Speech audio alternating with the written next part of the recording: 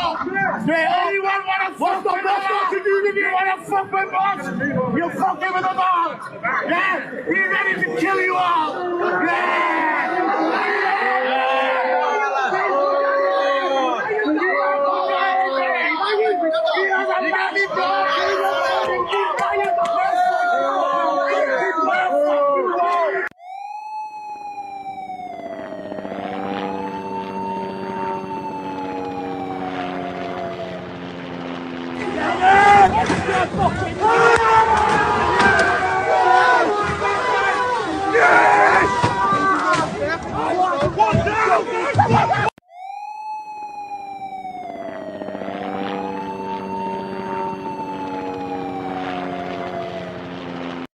So let me see if I got this straight. In the UK, you had roving bands of Muslim migrants carrying pipes, machetes, and knives. And they were running around attacking British citizens for doing British things. And don't try to gaslight me and tell me that didn't fucking happen, because I saw the video. I saw the many videos of it happening. So it fucking happened. So you had Muslim migrant groups running around attacking British citizens for just doing normal things. But they were attacking them because the things that the people were doing, the Muslim groups didn't feel was in line with Sharia law. They didn't feel that British citizens should have the right to drink beer or eat swine. And they attacked them for it, like right out and open in the street. They grabbed machetes and pipes and knives and waited outside pubs, daring people to drink beer. And your police didn't do a fucking thing, okay?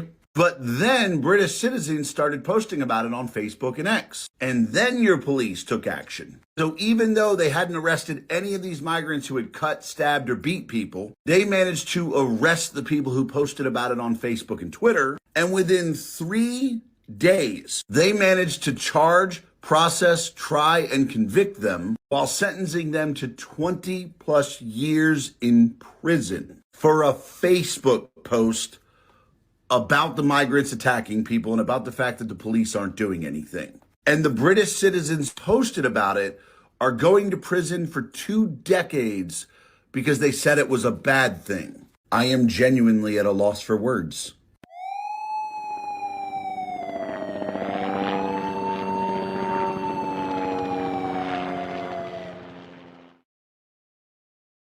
Latest series of violent outbursts across the UK, we have seen an unprecedented rise of 55% more stabbing and knife attacks than is normal. We are confident that this bloody new reality is not connected to Islamic extremism in any way.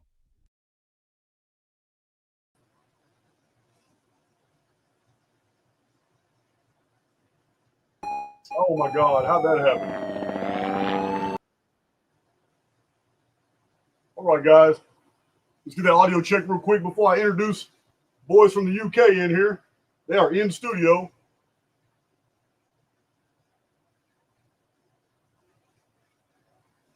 Man, I should have labeled this video the shit show, but I've already got that. I've already got a shit show video talking about all those patriot pacifists out there. Patriot pacification program in America is just as real as it is in the UK and everywhere else. And you guys got to remember the names of these individuals because we listed them in that video. All these people who are a part of the Patriot Pacification Program, you need to remember them because the world is as it is today because of the work they've been doing since 2017, 2018, 2019, 2020. You know who they are, Juan O'Savin and all that whole clique. You know who they are. The world is as it is today because what they did succeeded. All that trust the plan, Trump's going to save the world, BS. All right, we got the sound check done. Remove that from studio. Remove that from studio. You guys know them. Rise Above. Rise Above out the UK. They got their own thing going. How you guys doing? We're doing awesome, Jason. Good, Jason. This is a big moment for us to come on Archaix, man, because we've been watching you since almost day one. We've been lucky enough to have you on our show. I think three times now, and each time you've really smashed it. And I think we've gone really deep.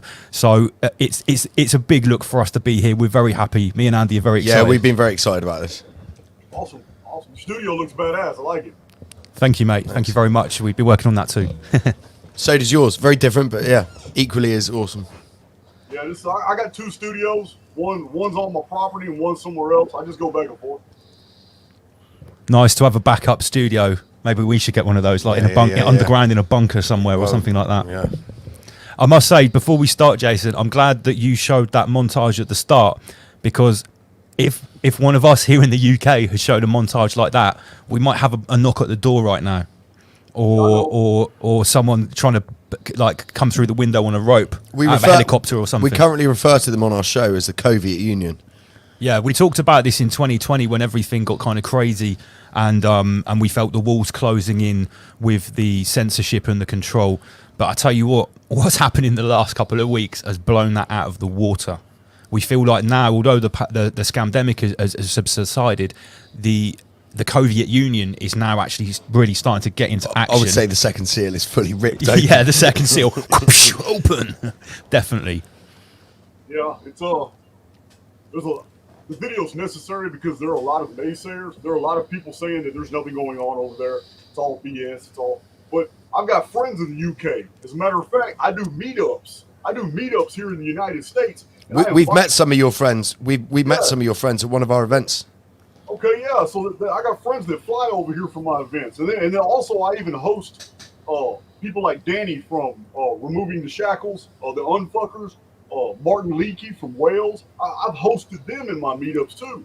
So I'm hearing Martin Leakey's on our show next week, Jason. We managed to secure that. He's coming on our show next Friday. We did a stage takeover at a festival a few weeks ago, and Martin Leakey was speaking there, and he was actually the first one that we ran into when we arrived. He was a one-man party at this festival. Was, he was a force of nature. He was the real deal. Well, I mean, I don't know how far you guys go back, but way before I got on YouTube, I mean, way before 95% of all the Tartaria channels were out there, he was a groundbreaker. He was one of the original guys putting this material out there. He even wrote a fantastic book. His book is huge. He wrote a fantastic book itemizing all this alt history stuff. And then, all these channels started taking all that material and just going in their own directions. And he really started something, but he's never really been given the credit for it. Sure, I remember a few weeks ago you said that Eddie Bravo gave John Levi a shout out on Joe Rogan, but he wasn't one of the pioneers of the. John Levi, as great as he is, he's great. He basically came along after and took the work of other people and put it together and showed it in his own format. His own way, yeah. He never claimed it was his work, but many people. I came to a lot of that research through John Levi.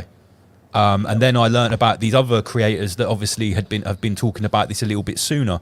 So yeah, we're really excited to have Martin on next week, and he's going to do a monster like 2 or 3 hour presentation on everything old world, hidden history, reset, Tartaria, all of it, Antiquitech, Mudflood, the lot. So we're really looking forward to that. Yeah, he's a good guy. He's genuine. He's knowledgeable. And he'll keep you entertained because he's a wingnut. Oh, for sure, man. He was dressed like Willy Wonka at this festival. I've seen that man. He looked like Willy Wonka. He's been right Rubber ducky. Right here in Texas, at a swimming pool, with yellow boxers on, wearing a rubber ducky floaty, and actually stopped long enough for me to get pictures. That's awesome. Yes, we love that. We love that. Yeah, it's going to be good fun next Friday. We have a. Somebody said my mic is real low. Let me see what they're talking about real quick. I don't know what they're talking about, but well, if you can't turn you, we can turn us down if you can't turn yourself up. I'm gonna look real quick. I'm getting a little bit better at this. Everything looks right to me. You guys pretty good. Have you got the automatic microphone level turned on in the settings? It's down at the bottom. Are you talking about StreamYard? Yeah. If you go down to the bottom of the settings, you can click automatically adjust the mic volume. It's already on. Yeah. Okay, our one is turned on as well. Somebody complaining. If you guys can hear me just fine, then it's good. Yeah, we can hear. We won't get too near to our mic, so we don't overpower you. It's all right. I'm normally loud, and everybody complains about it. All right. So I do want, before you guys start sharing a bunch of stuff, I do want to say that we're literally, it's a different clothes that's put on a different monster but it's basically the resurrection of the 2020 monster.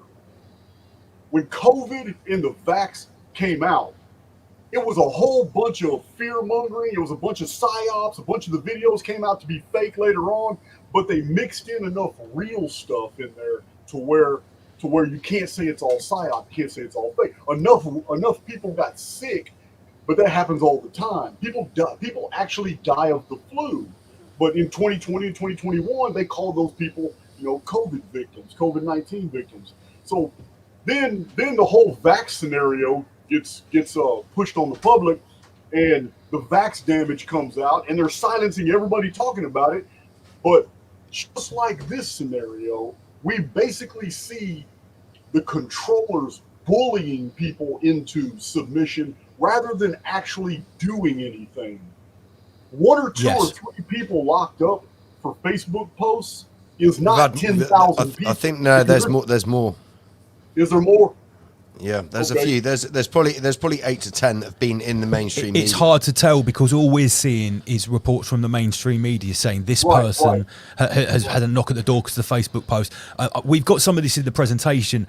Again, it is hard to tell whether the reports on this themselves are propaganda or psyop, like you say, to bully people, to coerce them, or to scare them, or whether it's actually happening.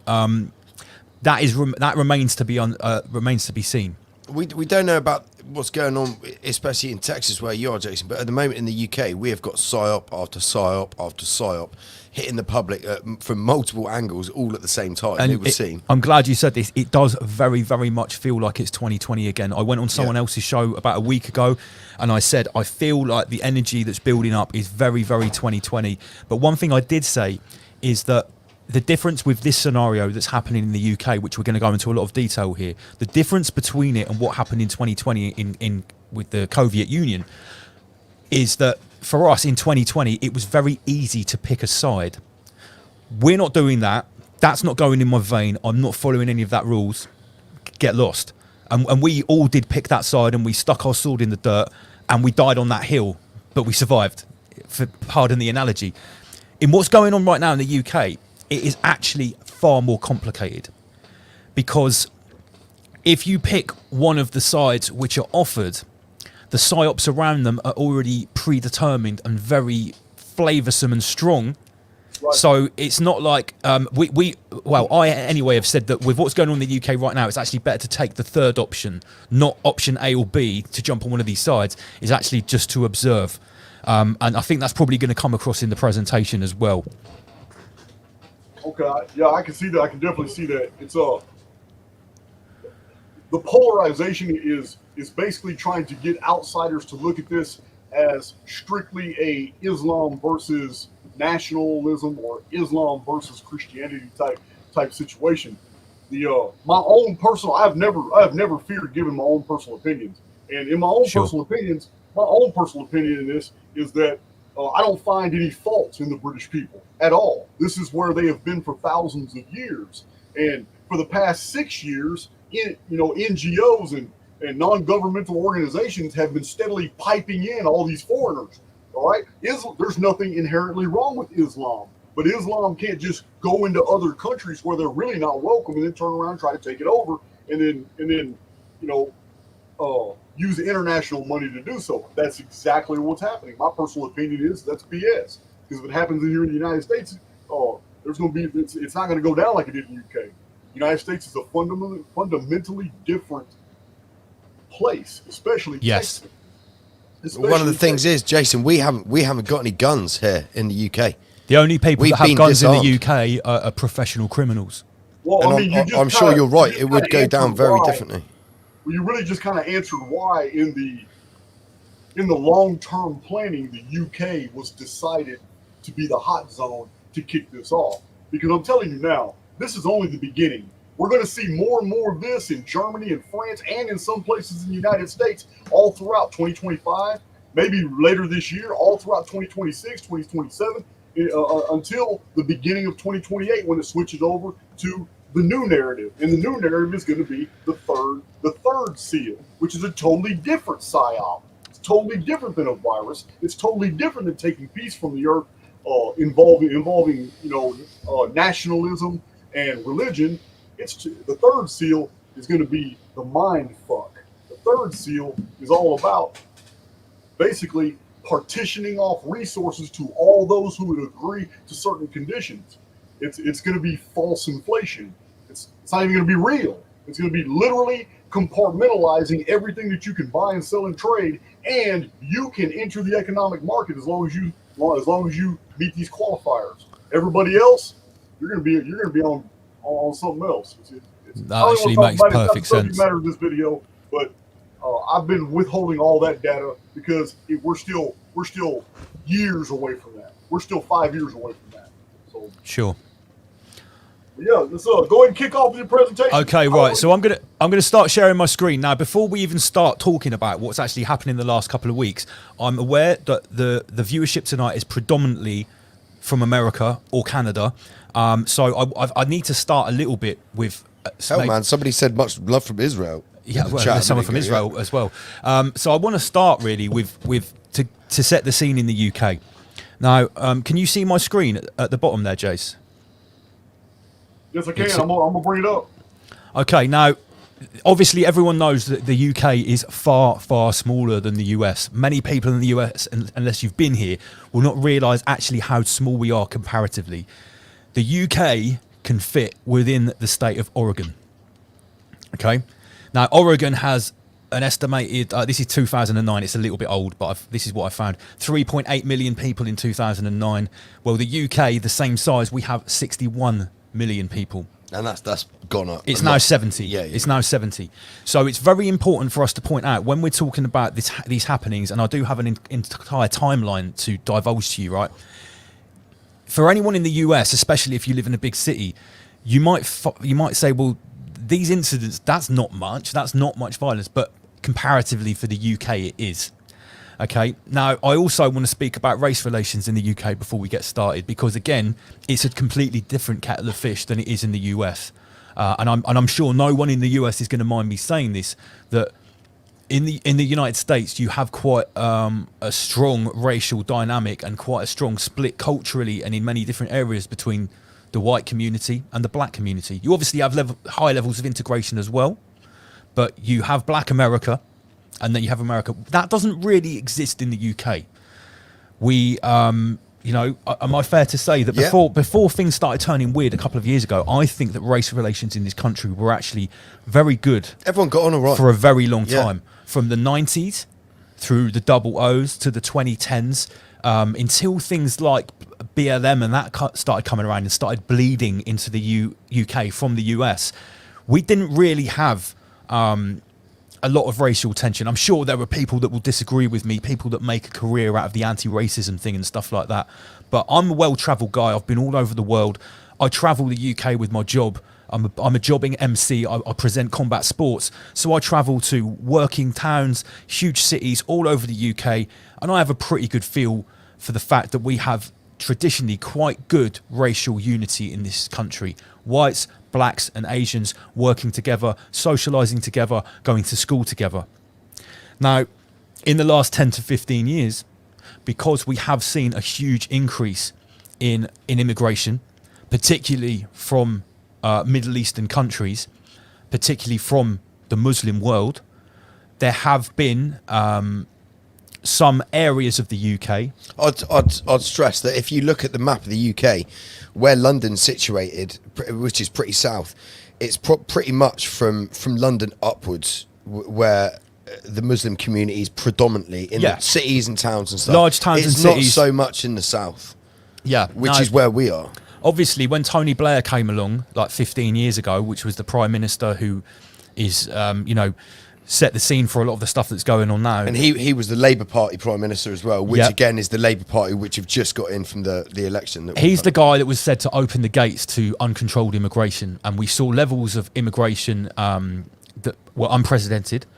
We saw the criteria for the immigrants coming in being basically completely scrapped. The stage started to be set. Basically, I think it's fair to say this. Before that happened in around 2010, the UK had a very positive relationship with immigration. We'd actually invited people from other parts of the world to come here periodically over the decades to come and help us. A great example of this is after World War II. It's called the Windrush generation, where many West Indians were asked by the British government to come to the UK to settle here and to basically replace the British men that had died in World War II. Obviously, families, women, children came as well. Those people have been here settled as part of our community since the 60s. Integrated, Fully integrated. Yeah. The Gurkhas, the Nepalese community, that these people have fought for the British Army for generations, as well as many Indians. These kind of immigrants that are third, fourth, fifth, sixth generation, those people are, as, in my opinion anyway, are as British as fish and chips. Yeah, you would get no argument from me on that as well. I'm very well aware of the, going back to the East India Company, the trading guilds, and all that. The people of India and the British have had a very close affinity for a long time. Yeah, absolutely. And there are many British Indians that are Muslims that have been here for generations and are completely integrated. And they wouldn't dream of doing shit. They are likely as disgusted as what's been going on as the rest of the country is. Now, the next thing I want to mention quickly is knife crime. In the UK, guns, handguns especially, were completely outlawed over a decade ago. Only criminals have handguns. I think farmers can still have shotguns. Yeah, Basically, you can only have a double-barrelled shotgun in the UK if you have a license, if you're a farmer, you keep livestock, etc. Or you have to be a member of a gun club, like a shooting club. So no pistols are allowed. Pistols are completely contraband in the UK. Now, that was since an event which was in Dunblane. Yes, there was a shooting. There was a caretaker of a school who was a Freemason with occult elite links. He basically massacred the whole school with a gun. That banned handguns, and then a 100 years secrecy notice was put on that case, which means no one can uncover any of the other evidence or the details about it for 100 years. Now that's pretty fishy in itself. Was that the 80s? No, was it 90s? No. That was after 2000. Was it? I think that was in the early 00s, Dunblane. Anyone can put in the comment section. So for this reason, we do have a problem with knife crime in the UK. And that problem has been steadily getting worse, especially in the last couple of years, to where now it's been known that coming to the UK, going to large cities like London, is actually very dangerous. You walk around the wrong place in London with the wrong thing on show, someone will come up to you with a knife and take it. On the back of a bike or something like that. It's got to a point where I think the London crime stats actually beat Chicago. Yeah. Last year. Now, obviously, Chicago is known for its murder rate. London has been getting there, and it's been getting much worse in the last couple of years. Much worse. The next thing I want to mention quickly is we do have a history in the last 20 years of what has been labelled as Islamic terror. Now, I'm not going to go into this too much. We could argue all day about how organic this Islamic terror is. We could talk about the involvement of the intelligence services that seem to be involved in whether three-letter agencies, whether it's a bomb on a train, whether it's the 7/7 bombings, whether it's a Muslim going mad in central London and stabbing people. The one common denominator over the last 15 years is that the suspect, the perpetrator, is on the mental health watch list. They're on the intelligence watch list, MI5, and they're Muslim, and they're Muslim, and the police have been aware of them. Maybe they've been let out from, so it's a very clear pattern. That has been something that comes and goes in the UK. We haven't had so much of it since 2020. Actually, we had a couple of stabbings too. I think it was at 2022, London Bridge. That's right. Yeah. When a citizen actually had to apprehend them. It's normally. I mean, if you noticed in my intro, I mentioned in text that by this time now in 2024, it should be understood by everyone that the entire world is a captured operation. And all these international conflicts are all posturing to enforce new policies and all that. So it's quite natural that all the psyops that are being conducted are done by intelligence agencies. And we know that the CIA isn't American. The CIA is international. It always has been.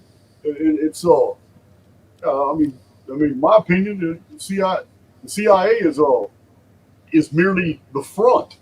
It actually heads 100 other intelligence operations and outfits that we don't even know about. So yeah, I would even argue that at some level, the CIA, MI5, and Mossad are actually the same agency with three. It would just be the US branch or the UK branch. Yeah, exactly. Exactly. While we're on the subject of Islamic terrorism, I would actually like to put my personal opinion in. And although a lot of these attacks were psyops, were staged, did have the fingerprints of the intelligence agencies all over them, I don't believe that they were all fake.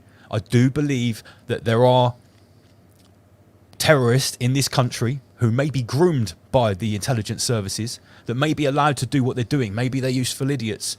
Maybe they are mentally ill.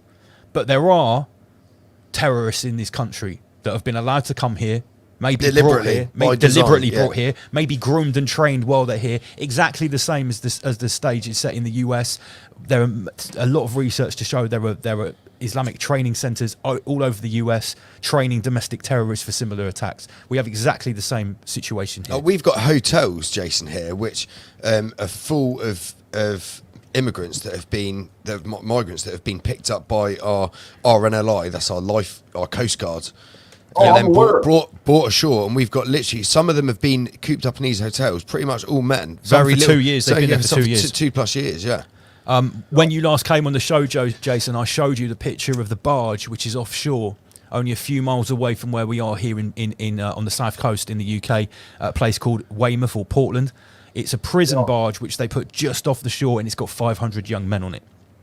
Yeah, well, since you showed me that, other people have been sending me video clips and emails about similar barges in other countries.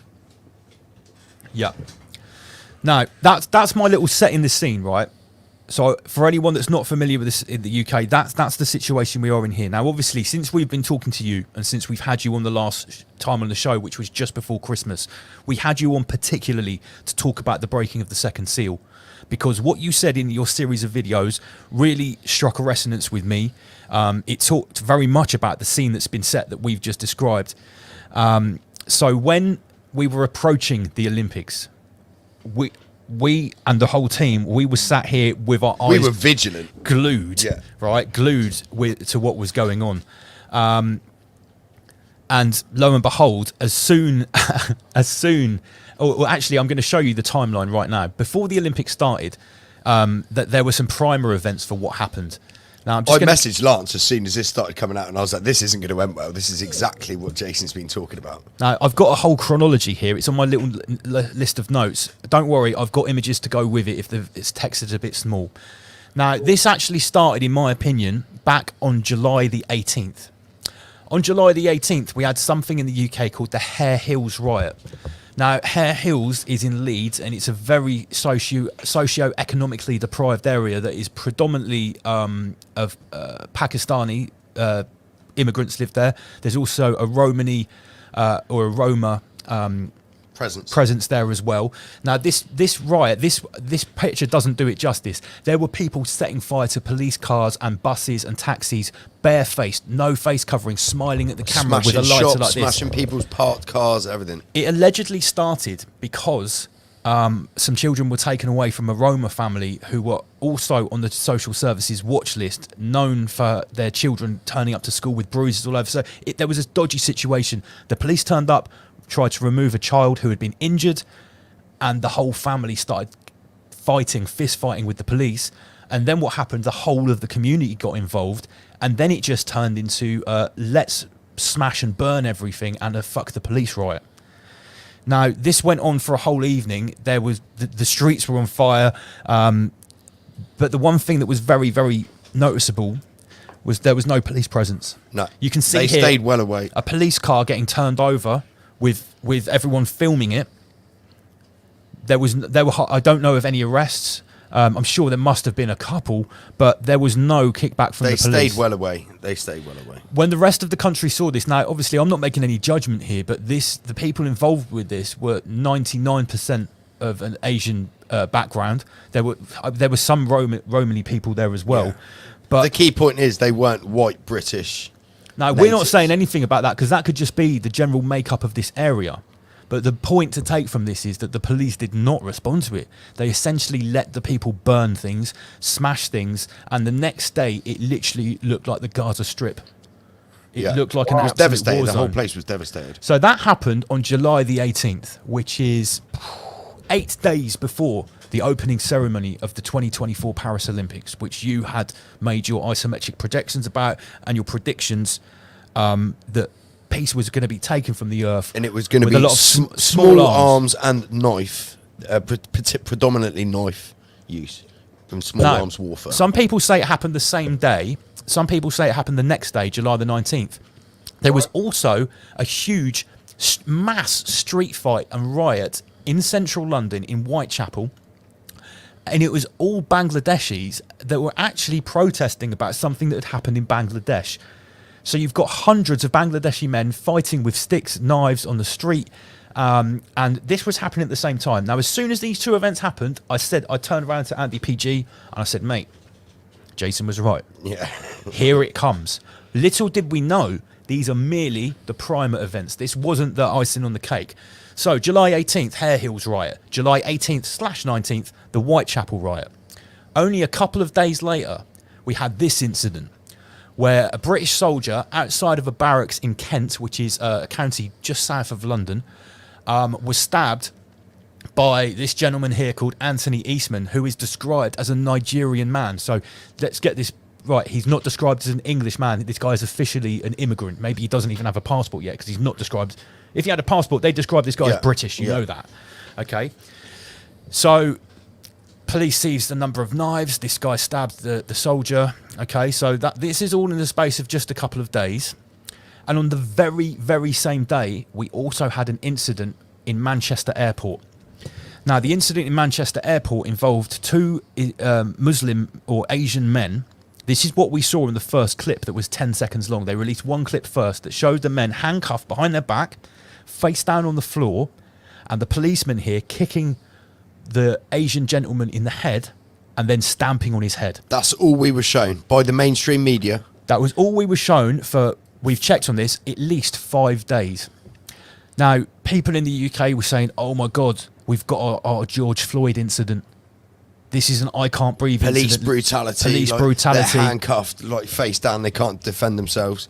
And then shortly after that... Well, what was released, and I'll show you in the timeline in a minute, what was released 5 days later was the first minute of the video, which actually shows the two gentlemen that are lying on the floor here that have been arrested viciously assaulting a female police officer, breaking her nose and actually trying to take her gun, trying to de-weapon the police officer. Now, say what you want. Is it a coincidence that the mainstream media chose to not release the full video for 5 days? Deliberately to stir the pot. So that's on July the 23rd. That's 3 days before the opening ceremony of the Paris Olympics. In a space of just a few days, we've had two riots of absolutely predominantly immigrants fighting with weapons, smashing and burning in the streets with very little kickback from police. And then we've had a police brutality incident In a major airport. In a major airport, stamping on the head, kicking an immigrant or a person of non-white British background in the head. So you can see how the tension was starting to rise in the UK. This is before the Olympic ceremony has even happened. Wow. Yes. So that was July 23rd. 3 days later, on Friday, July the 26th, is when we had the opening ceremony of the Paris Olympics. Now, we were broadcasting that night, mate. We were actually reviewing your breakdown of the London 2012 Olympics and the opening ceremony. And the opening ceremony. While this was going on, we didn't even see the opening ceremony of Paris. And by the time we got a chance to look at it, it had been taken down off the internet. Yeah. Because I'm sure everyone that's watching heard about the backlash, the international backlash. Everyone in the mainstream media calling it a satanic ritual.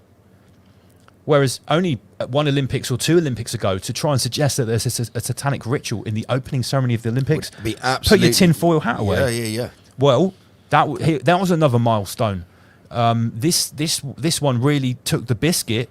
This was to a whole new level of a whole new level of Satanism. Yeah. Transvestites with their testicles hanging out, mocking the Last Supper, parodying Greek mythology, etc., etc. We've all seen it.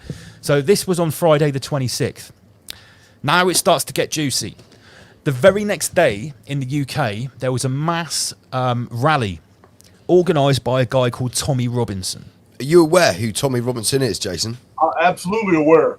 Yeah, okay, good. Yeah, now obviously Believe this me, guy. Barry, my buddy Barry from Manchester. Yeah, he's told me all about it. I didn't know who Okay, he good. was, but Barry educated me. What does Barry, just out of interest, what did Barry say about Tommy Robinson? Because he's a very divisive character in this country. People have very varying opinions on the guy. Okay, Barry specifically told me that he's brought a lot of awareness to the situation of what's going on, and there's been many things that's come out of his mouth that's almost been like double speak, and he would not be surprised if he was specifically used by the powers that be to bring these things to a boiling point, but he might be an operative. Well, yeah. Yeah. Let's put that one on the back burner. We'll come back to that. Now, this was allegedly the largest rally in central London for a very long time. They were saying ever. This was the biggest gathering in central London that's ever been, yeah. And as you can imagine, 100,000 people were here. the mainstream media were touting this as a far-right demonstration. The word far-right has been used more times than the word narcissist was used in 2023. Yeah. It's become the new buzzword. It's in the the new UK. Nazi. Yeah, the new Nazi. Yeah. Now, what was Tommy Robinson doing there at this rally? It was basically enough is enough with regards to the open borders, with regards to mass immigration, with regards to the Grooming gangs. the grooming gangs in the north of England, which I'm going to talk about in a little while, with regards to the two-tier policing. This is a big buzzword in the UK. I'd say this is the biggest. The biggest buzzword. Tommy coined it. What he's saying is that the police has a two-tier system to deal with whether it's people on the right and the left, or whether it's native indigenous British people or the Muslim immigrant community. And the documentary which he showed at this rally is allegedly so inflammatory, it basically shows the police. I've seen it. I've seen the documentary. What's it like? It was phenomenal. It's a great piece of work, and it highlights how absolutely divisive and deceitful the UK media is. That's what it is to highlight. They're saying that he could face jail for screening his own. He was told if documentary. if he releases the documentary, he was told by a judge he will go to jail for 2 years minimum. Now, everyone in the UK was worried that this protest, or this rally rather, was going to be the spark point for the violence.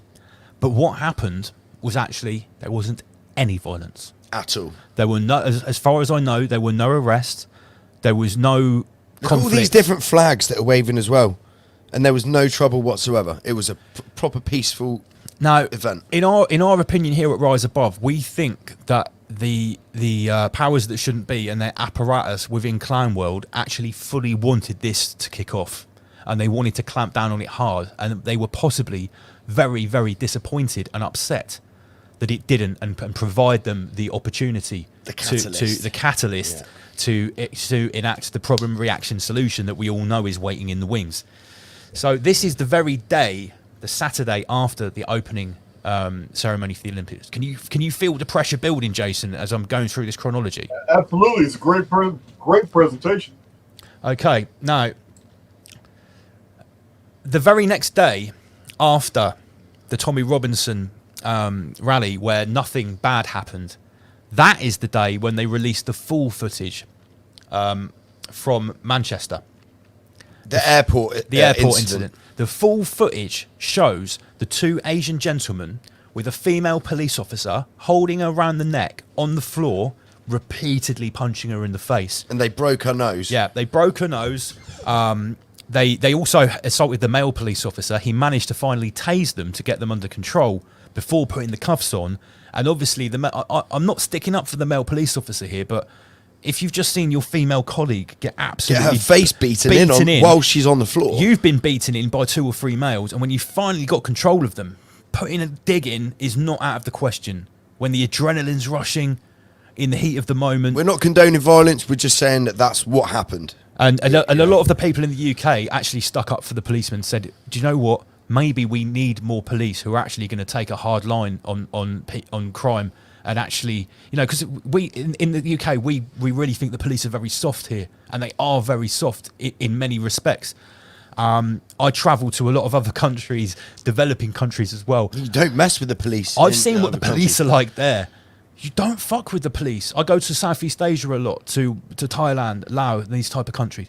You don't muck with the police. Even there. in France, just across the channel. Yeah, like you don't mess with the French 50 police. miles away from yeah, here. you don't mess with the French police. But in the UK, it's often seen to be different.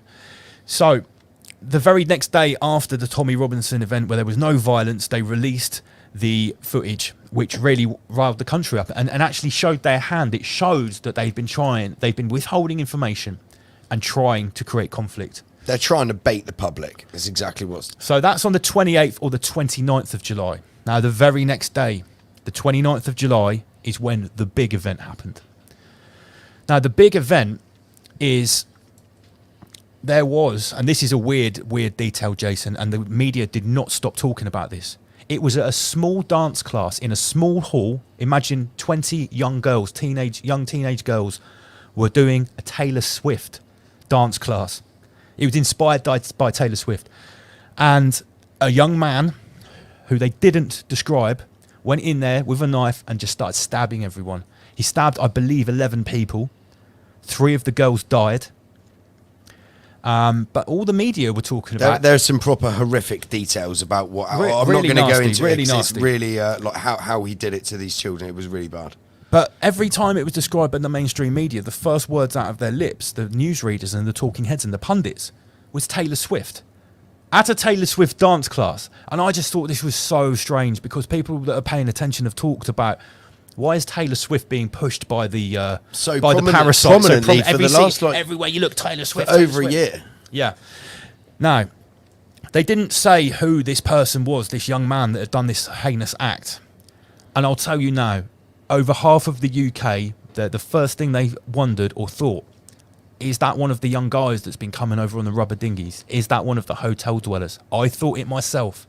I thought, I guarantee when it comes out, it's going to be a hotel dweller. Well, lo and behold, in the next couple of days, people like Tommy Robinson, Katie Hopkins, Andrew Tate, and these other right-wing talking heads. Far right-wing, like. They're far right. Far right. They named someone called Ali, insert generic Muslim name here, showed a picture of a Muslim man. There were a couple of different versions. That's very important. They showed a Muslim man, a full-grown man. Yeah, with a long beard. Yeah, it did not look like a teenager at all, the photo that they released in the mainstream media. So you can imagine, after we've had the events... Mate, people were pissed, man. Of the Hare Hill riots, the Whitechapel riot, the soldier getting stabbed by the Nigerian man outside the barracks, the Manchester airport event, we've had the opening ceremony of the Olympics, we've had the Tommy Robinson demonstration, the Manchester airport situation, and then we've got dead children. 3 young girls. All British white natives. Yeah. Now, what ensued... Oh yeah, this here is a picture taken from the continent. I believe this is either in Italy or France. European people had started putting up the poster of the 3 young girls saying "European lives matter." Southport, Est partout. Yeah, it's got to be France. It's got to be French, isn't it? Est partout. I guess that means we're with you or something like that. I don't know. I don't speak French. No, neither do I. I'm just guessing. Yeah. But yeah, so this was a big event.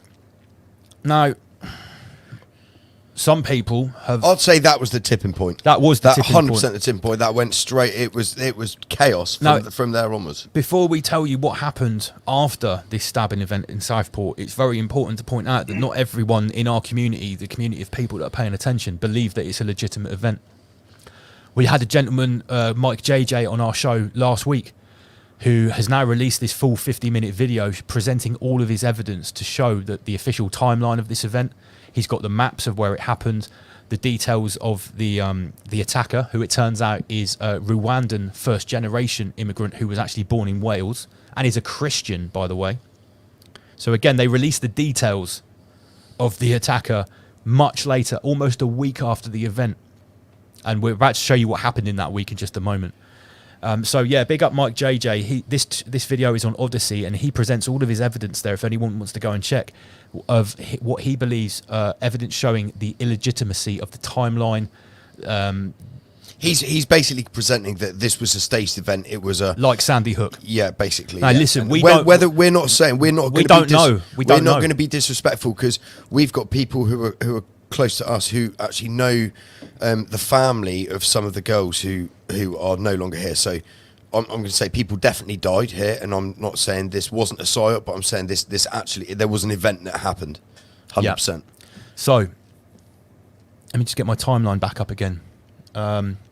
We put it akin to 9/11.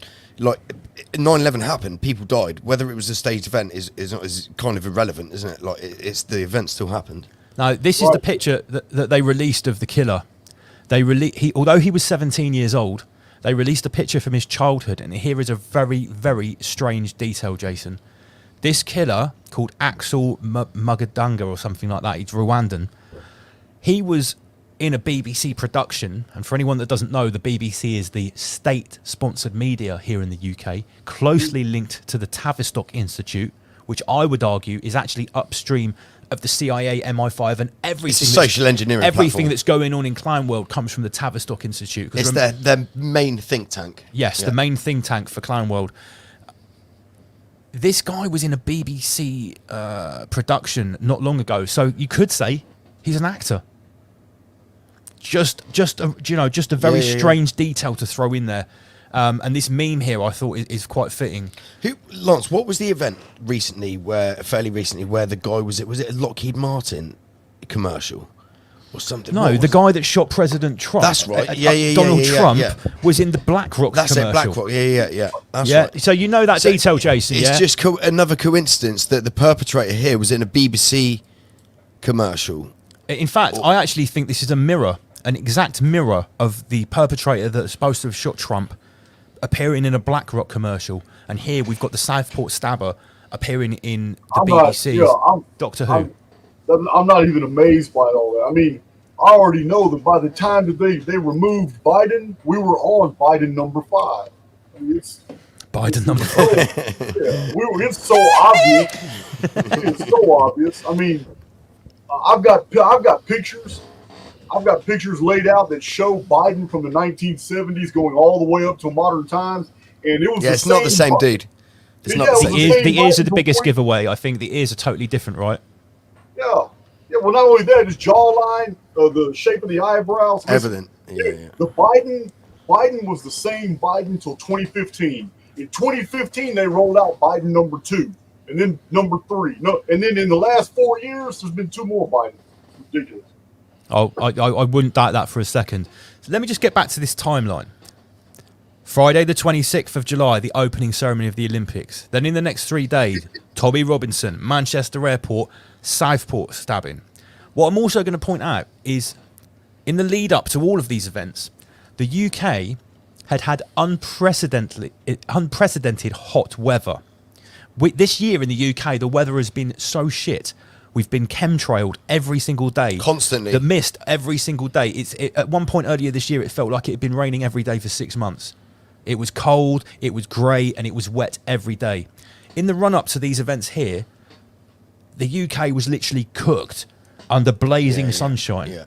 Now, take what you will. I'm just saying that it was the perfect conditions for the perfect storm, which is what happened here. To get people's blood boiling, get the adrenaline going, everyone's out maybe having a drink. So this is what Wikipedia says happened in the UK this year in 2024. The day after the Southport stabbing occurred, far-right anti-immigration protests and riots occurred in the United Kingdom from the 30th of July to the 5th of August.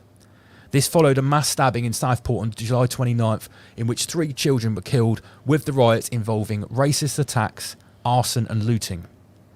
Do you notice it hasn't mentioned anything about the gangs of masked Muslim men with weapons in the streets in this snippet here, Jace? As you can imagine, this is very one-sided.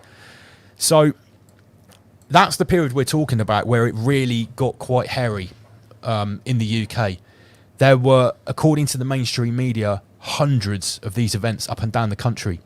Everywhere, cities, big towns, small towns, places you wouldn't even think of. Right in the centre of this, on August the 3rd, so that's literally right in the middle of this period, I did a bare-knuckle boxing show in Runcorn, which is right up north in an industrial area in the north of England.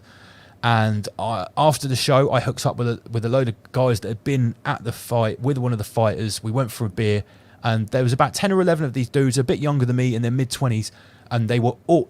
There was 2 white guys, and they were all of different ethnicities, right? Pakistani, Jamaican, Egyptian.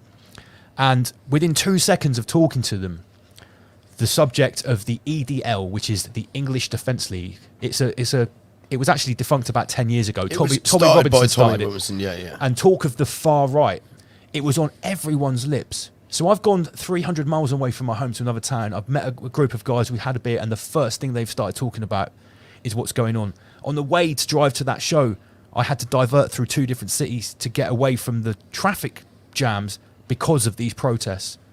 So whether they were staged, whether they were influenced, manipulated, they were going off all over the UK in this 6-day period, almost every night, every day.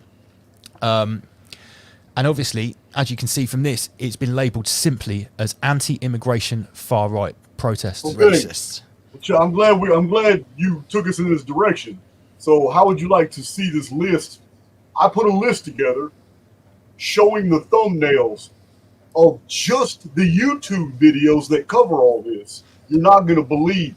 I mean, you're going to believe it because you're living it. But how they spun every one of these incidents to blame the British people, call them the far right, and how Muslims are shaking in their boots and they're terrified and they don't want to go outside and they're scared to death that the British people are going to kill them. YouTube videos have flooded the platform, but they've totally, it's nothing but spin doctors. You want to see them? Yes, go for it. We'll take you off here, right here. Let's go and present, share my screen. I got to talk out loud to do this because I'm still technically. It's quite literally the complete opposite, which is happening, isn't it? I mean, I would like to point out, just while you're getting that up, Jason, that there were thugs and football hooligans that were in these protests.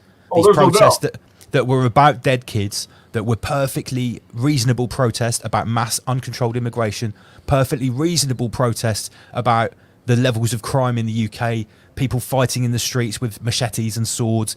People have seen this happening and they're very sick of it. But it's clear to me that there were some far right people there, football hooligans, and they just wanted to smash it up. Oh yeah, they just wanted to smash it up. And it seemed to me there were maybe 500 of these people that were getting bussed up and down the UK to turn up at these protests and turn them violent. To me, that was very obvious. That's the nature of the PSYOP. And also, very important to point out that the new Prime Minister, Keir Starmer, who got into power just before this started happening, the first thing he did, literally days after getting into power, was to reduce the sentence of loads of people in prison and give them early release. Now, I often wonder if these 500 to 1,000 football hooligans that were being bussed up and down the country to smash things were actually the people that had been released from the prisons a couple of weeks before. Potentially. That's the first thing that came to my mind. It's an old communist trick. They do. That's what they do. That every time there's a coup or a takeover. That's what they do. So, can you see my screen? Yes, we can. So we've got Sky News, CNN. Okay, yeah. Sky News is a captured operation. They're absolute trash. But here's Muslim groups take matters into their own hands.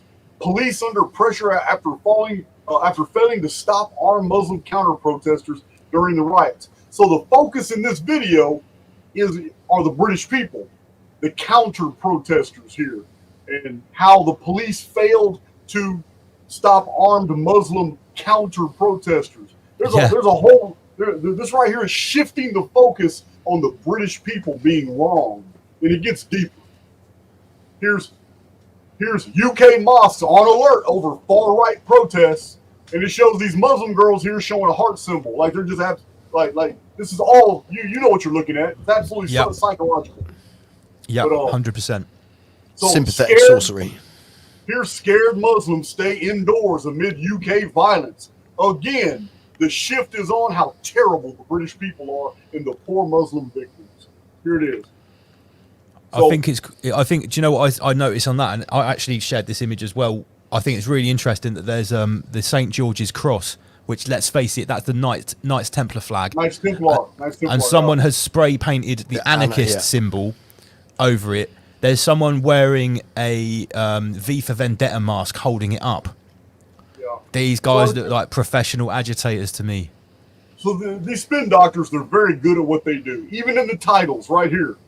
UK stabbings. Southport Mosque runs prayers as normal after violent clashes. Okay, this insinuates that the stabbings and the violent clashes are all the people who are non-Muslim. That's what it insinuates here, because Southport Mosque are running prayers. It's very genius of how these spin doctors do this. Violence erupts at anti-Muslim rally. The picture they're showing are all British people. Yeah, they're not giving any reason as to why these people would be mad. I would also add, right, because I've got a bit more of an eye on this. See the gentleman in the middle with the black jumper on? Yeah. He's got a logo on his right arm, which is a Stone Island. It's not a logo, it's a brand, Stone Island. This make is notoriously linked with football hooligans and football violence. And I can look at these guys here, I can look at what they're wearing, their mannerisms, even their facial gestures, and I can tell you that these guys are football hooligans. These are probably a firm. Even in France, a lot of the violence was instigated by people wearing the yellow coats. Hey, look, he's got tattoos on his neck. Doesn't really mean anything, but I want to say something, Jason. In my opinion, right, and I said this because there were a lot of people inflaming things on Facebook in the UK on both sides, the anti-racist side and the, let's call it the patriot side. I'll use language that the audience is going to understand. Right. In my opinion, right, on both sides, what you've got is violent criminals, page agitators, useful idiots, and you have concerned people that don't know what to do. Because here's the thing, once the media has done what you're showing here on these slides, they've told everyone that the far right is smashing everything. Yes. What you're going to have is the Muslim community and the young men in the Muslim community that are perfectly normally peaceful, that want to defend their communities from the said far right boogeyman that Clown World has just invented. So then when you've got these Muslims out on the streets with baseball bats and stuff, they've been instigated by the media 100%. That are doing the same thing to the other side as well. I actually call this bipolar social engineering. And what I mean by that... It's exactly what it's doing. It's creating it's using a fiction, giving it attention to create the reality. It's nothing but it's just a more elaborate type of sympathetic magic. Yeah, so now you have got actual Muslim gangs with masks on and weapons roaming the streets, and now you have got more of the sort of, you know, the British people that want to go and defend their communities from that, and vice versa, and then it just builds up.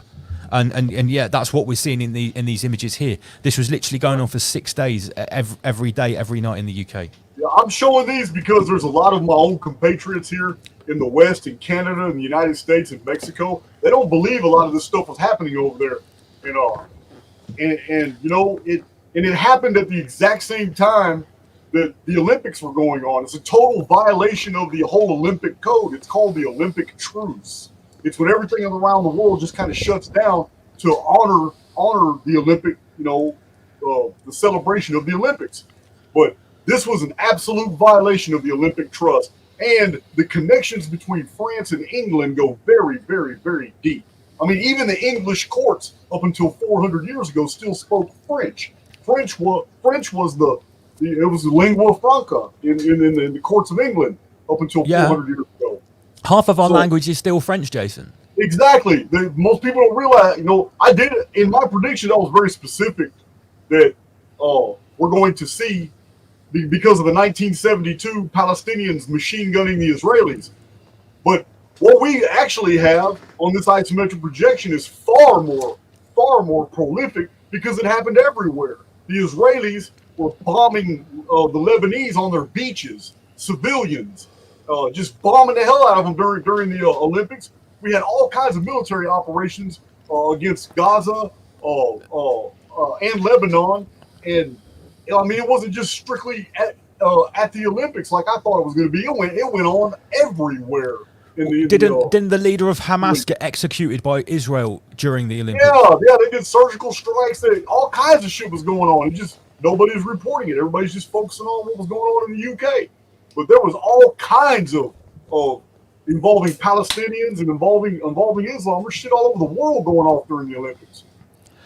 One thing I didn't put in my earlier chronology a minute ago was that while the riots and the stabbings and the Manchester airport incident was happening in the UK, I do believe in Spain that 2 or 3 people were beheaded by allegedly beheaded by a Muslim immigrant as well. So I've got to point out this wasn't just happening in the UK. Right.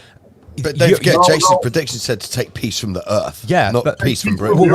Yeah. Germany has a lot of activity right now, and they're not really reporting it. You got to get on like Twitter or something to find out from people who are in Germany posting it. But German government and German police, they're raiding mosques, finding weapons caches and stuff.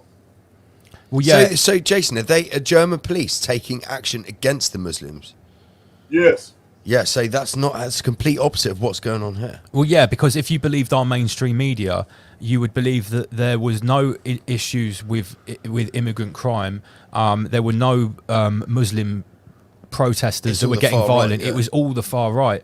And here's the thing. What they've managed to do with this narrative in the UK is that you've got a good portion of the UK that wants to be anti-racist, that by default is going along with the mainstream media, and they are calling everyone that is concerned with the immigration, with the men in boats, and with the crime in the UK as far-right racists, including members of their own family and friends.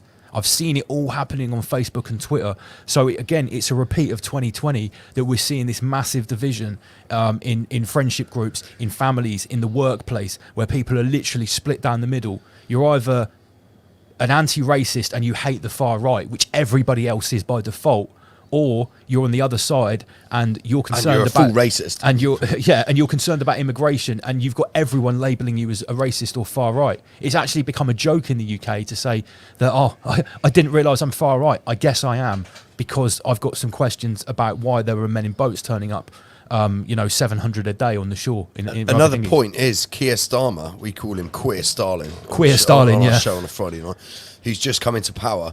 He is, like, I would say far left. He's far left. Yeah. Well, we don't call him Stalin for nothing. No, but he's just come into power, and it's recently been brought to my attention that I'll call them white Christians, yeah, even though, like, I'll just call them that, the native British people, is only 37% of the population. So somebody said in a video that I watched, why wouldn't he take the majority side? Because if he's looking at the demographic of the UK, he's going to do the best thing for the votes over the next prime ministerial cycle. Because it's only 4 years. Yeah. Is it? Yeah. The Olympiad. Which, funnily enough, lines up with the Olympiad. Yeah. But what I was going to say a minute ago, Jason, was when you made these predictions and when you came on the show and you explained it to us in detail, we were waiting for this to happen, but we didn't realise that the UK was going to be the main focal point of it. And when it happened on our doorstep, we were sort of like... They normally the beta testing area is normally the Australia, isn't it? For when that's generally speaking where they've been doing. Oh, what you mean with the restrictions in the COVID Union? Yeah, they go straight for Australia, New Zealand. That's where they were really. Yeah, we didn't get it too bad in 2020 compared to other European countries with the restrictions. People much like some states in the US, some got it. Yeah, a lot worse than others. Well, you guys, I mean, I know you feel that you're the focal point right now, but I'm telling you that we got 4 years of this. Everybody. This is leading up to a war. It's going to be 4 years of this going on in basically almost every white European country around the world until they get what they want. Because I have another series of predictions that are tied to this, and it concerns the rise of the Christian Reich, and it's literally going to be a confederation of white Western nations that are fed up, and it's a war against Islam, and it's all by design. It's all a part of the Mazzini-Pike plan. I'm glad you mentioned that, because I've got a copy of the Mazzini letter that I wanted to speak about in a bit. Now, here's the next. Is it okay to go back to our screen a sec, Jason? Yep. Yeah, I'm done. I got a whole bunch of these. There's an unlimited amount of those. I've looked through them all as well, and thanks for bringing that to everyone's attention, because people in the US might not have been bombarded with that on their algorithm like we were. So I'll just go back to what Wikipedia said, that the official timeline of these riots in the UK was the 30th of July to the 5th of August. But there was an interesting turn of events sort of halfway through this 6-day period where we'd seen the far right, in inverted commas, smashing and terrorising the country, and the same sort of faces appearing here. But then, oh yeah, and I'm just going to show this screenshot here. This is taken from our town, where I think this was on the 3rd of August, where there was supposed to be 100 protests or riots happening simultaneously around the country. Now, when you understand how small the UK is, that's big. That's a lot.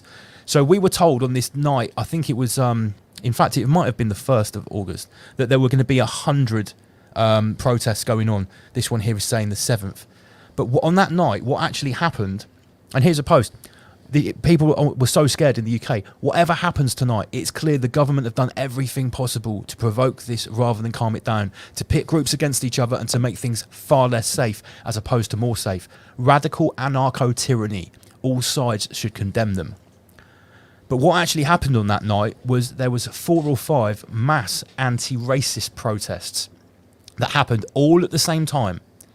And it turned out that an organisation called Hope Not Hate, which is linked very closely to George Soros and the Open Society Foundation, they had basically got behind, they'd activated all of their sleeper cells all over the country, given them these, as you can see, these protest signs. They look fairly uniform, right? Mm-hmm. Look at this. Everyone has the same protest If this was organic, it wouldn't look like this. Let me play I'm going to play a video because, let me just find this here. Yeah, there's nothing organic about that. No. Nothing organic at all. And we saw the same stuff in BLM. Like, even that shit came over here. It's just like in France when you saw 200 tractors on a farmer's protest, and all 200 tractors are brand new in the same make and model. Yeah. So let me show you this video, right? You don't need to hear it. These are the piles of the protest signs that were left on the street. And I'll just show you. Oppose Tommy Robinson. Stop the far right. Stand up to radicals. These all come from either Hope Not Hate, the Socialist Workers' Party of the UK, which is communist, the super far left, and Hope Not Hate. And what they tried to say in the media was that this was proof that the whole of the UK stands against the far right. Now look at some of these people here. These look like the people that were on the street in the US in 2016-17 fighting against the Patriots in those street wars that we used to see. I was watching that very carefully back in 2016-17. You had on the one side, you had the black-clad, unkept Antifa mob, which is these lot here. And on the other side, all masked up. You had the red, white and blue Patriots, and they were literally fighting each other in the street. And when I watched that in the US back in 2016-17, I thought to myself, God, how long until this comes to the UK? Well, here it is.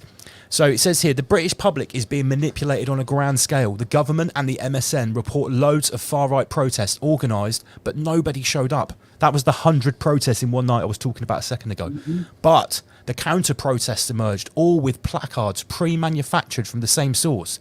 The MSN say the far right is outnumbered. So, in my opinion, this was a massive psyop.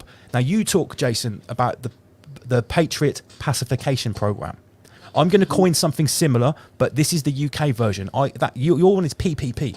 This is PPM, the Peasant Perception Management. Thank you very much. It's the exact same playbook. It's exactly the same. So this is the narrative they're going with. The evil far right did bad things, but the brave pro-immigration Rainbow Coalition defeated them. Pure fiction, but whatever.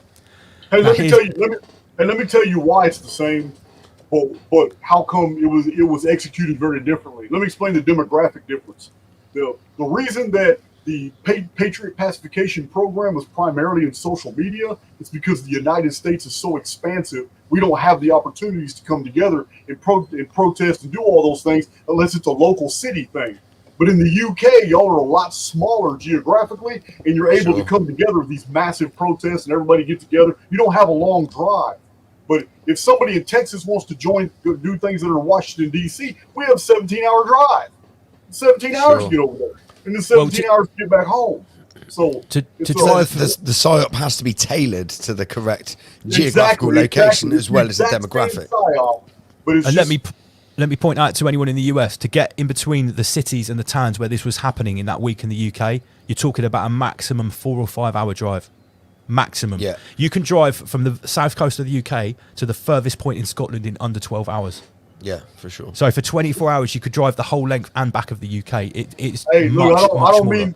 I don't mean to belittle you guys, but from El Paso, Texas, and way in West Texas, all the way to Louisiana, the other area of Texas, you got a 12-hour drive to. Yeah. Really? Yeah, mate. Texas is fucking huge, man. Oh, yeah, that's just Texas. Yeah, Yeah, yeah, exactly. yeah. Yeah. Okay. So this is what the far left agitators replied with. And funnily enough, off the back of these George Soros paid protesters, guess what happened in the UK? They banned face masks. Wearing a face covering in the UK now. Which was highly promoted. Well, at one point in the UK, it was illegal not to cover your face. So it's the complete antithesis. So we just thought this was a great example of peak clown world, that all throughout the last 4 years, masks were pushed and there And were don't penalties forget, you've for not still wearing got them. reminiscence of people from the PSYOP that still continue to wear a mask religiously. Yeah, there are still people in the So UK like wearing face masks. they are now demonised. Well, now they're the far right. Yeah, they're the far right. Yeah. Yeah. So, okay. So this is still. Let me just get my timeline back up again, because this is Archaix. We've got to keep to the chronology. It's very important. It's the Where's it gone? Oh my god, it's disappeared. Ah, here it is, down here. So, the 6 days of turmoil in the UK happened in between the 30th of July and August the 5th. Then it seemed to suddenly die down for 4 or 5 days with the closing of the Olympics. So the closing of the Olympics was August the 11th. So this far right and obviously what you showed, the Muslim Defence League, the MDL with their bats and their masks, all of that happened in a 6-day period during the Olympics. The Olympic closing ceremony was August the 11th. The very, very next day, we had another incident in the UK, very high profile, right... Oh, God, what's happened there? Right in the centre of London, there was another mass stabbing. A schoolgirl, 11, and a woman, 34, stabbed in London's busy Leicester Square and rushed to hospital as police arrest a man. Let me just get rid of this. I believe that was an Australian tourist and her daughter. No, the victim. The victim, yeah, who was here on holiday. Now, this is a picture of the attacker. Although this person is an immigrant, I believe he's Greek or something like that. Now, when we look at these stories and rise above, we often look for what we call the occult fingerprints or the controller's fingerprints. And the number 33, the number 33 is probably the most powerful that we often notice in these stories. The perpetrator 33, something 33. They like to slip this number in. Yep. Well, I might be reaching here, but in a statement, the Met Police said that a 32-year-old man had been arrested, taken into custody after the girl and her 34-year-old mother was stabbed. And if you look there, the numbers 32 and 34 are next to each other. Yeah, so you've got a 33 there. That's an occult number 33. And some would argue that 32 is 2 threes if you just reverse it. Well, also the 32nd degree is one step away from the 33rd they love degree. to mess So around it's with there numbers, anyway. geometry, all that kind of Check stuff. this out. We know this. Check this out. You already know that you just endured all this chaos during the 33rd Olympiad, right? That's right. You better believe it. Yeah. And didn't they start it off on the 23rd? Is that right? 2 threes? Is it the 23rd? We covered this on 2 shows ago. There was Yeah. another 33 in that programming as well. Now, obviously, Wait, before you go to your next scene, your next deal, while you were speaking a minute ago, I had an epiphany. And you might want to hear this about the mask being outlawed. Okay, follow my logic. 2020-21 masks are enforced. Different municipalities and governmental bodies create legislation enforcing the mask. Everybody begins to wear it. It's all PSYOP. It does not protect you whatsoever, but it becomes the law. All right. That's the first seal. second seal is introduced, a whole new level of psyops. Now, things are undone that were done in the initial seal, such as I already said. I specifically said in earlier videos that after April 8th, when Apollo Pharmakia passes his corona crown to Apollo Helios, the second seal begins. And one of the things about the second seal, I said after April 8th, we're going to start seeing acknowledgement in mainstream media that Pfizer was a complicit and that the vax does damage. Yep. And all that's happened. There's all kinds of stuff coming out. But get this. Funny you should mention that, Jason. Funny you should mention that. So me and Lance, we did a presentation last night on our Patreon channel, and it was all about the Japanese have now done a study, and they've proved that Pfizer and Moderna, among others, do contain, and we stressed that this was the most radical, wild out there prediction of self-assembling microscopic nanobots which wiggle and self-assemble into complex structures within the body, the Internet of Things inside people's body. And like Japan have now proved it, and that's actually out now, the study. So that's exactly what's happened. 100%, I'm on board with that. I did see that posted on. And that was the most crazy shit everyone was talking about. So follow this logic. 2020, they make the masks. They enforce the masks. They get the fear porn out there. The second seal, now as the new psyops unfold, they're also unraveling the things they did in the previous psyop. It's almost as if they're trying to maintain a balance here. So they're undoing a lot of this vax deal by giving public disclosure. So they're releasing some of that karmic debt. Now they outlaw masks. So following this same logic, if we were to use this as predictive programming, then that means everything they're outlawing right now and everything the mainstream media right now in 2024 is pointing the finger at is going to be reversed 4 years from now. And what I mean is 4 years from now, you're going to see mainstream media flip and now side with the Christian Reich, saying it's absolutely time to go ahead and go to rise up, to cleanse Europe, to cleanse America. Now it's going to become something far more than anybody wanted. We just want peace.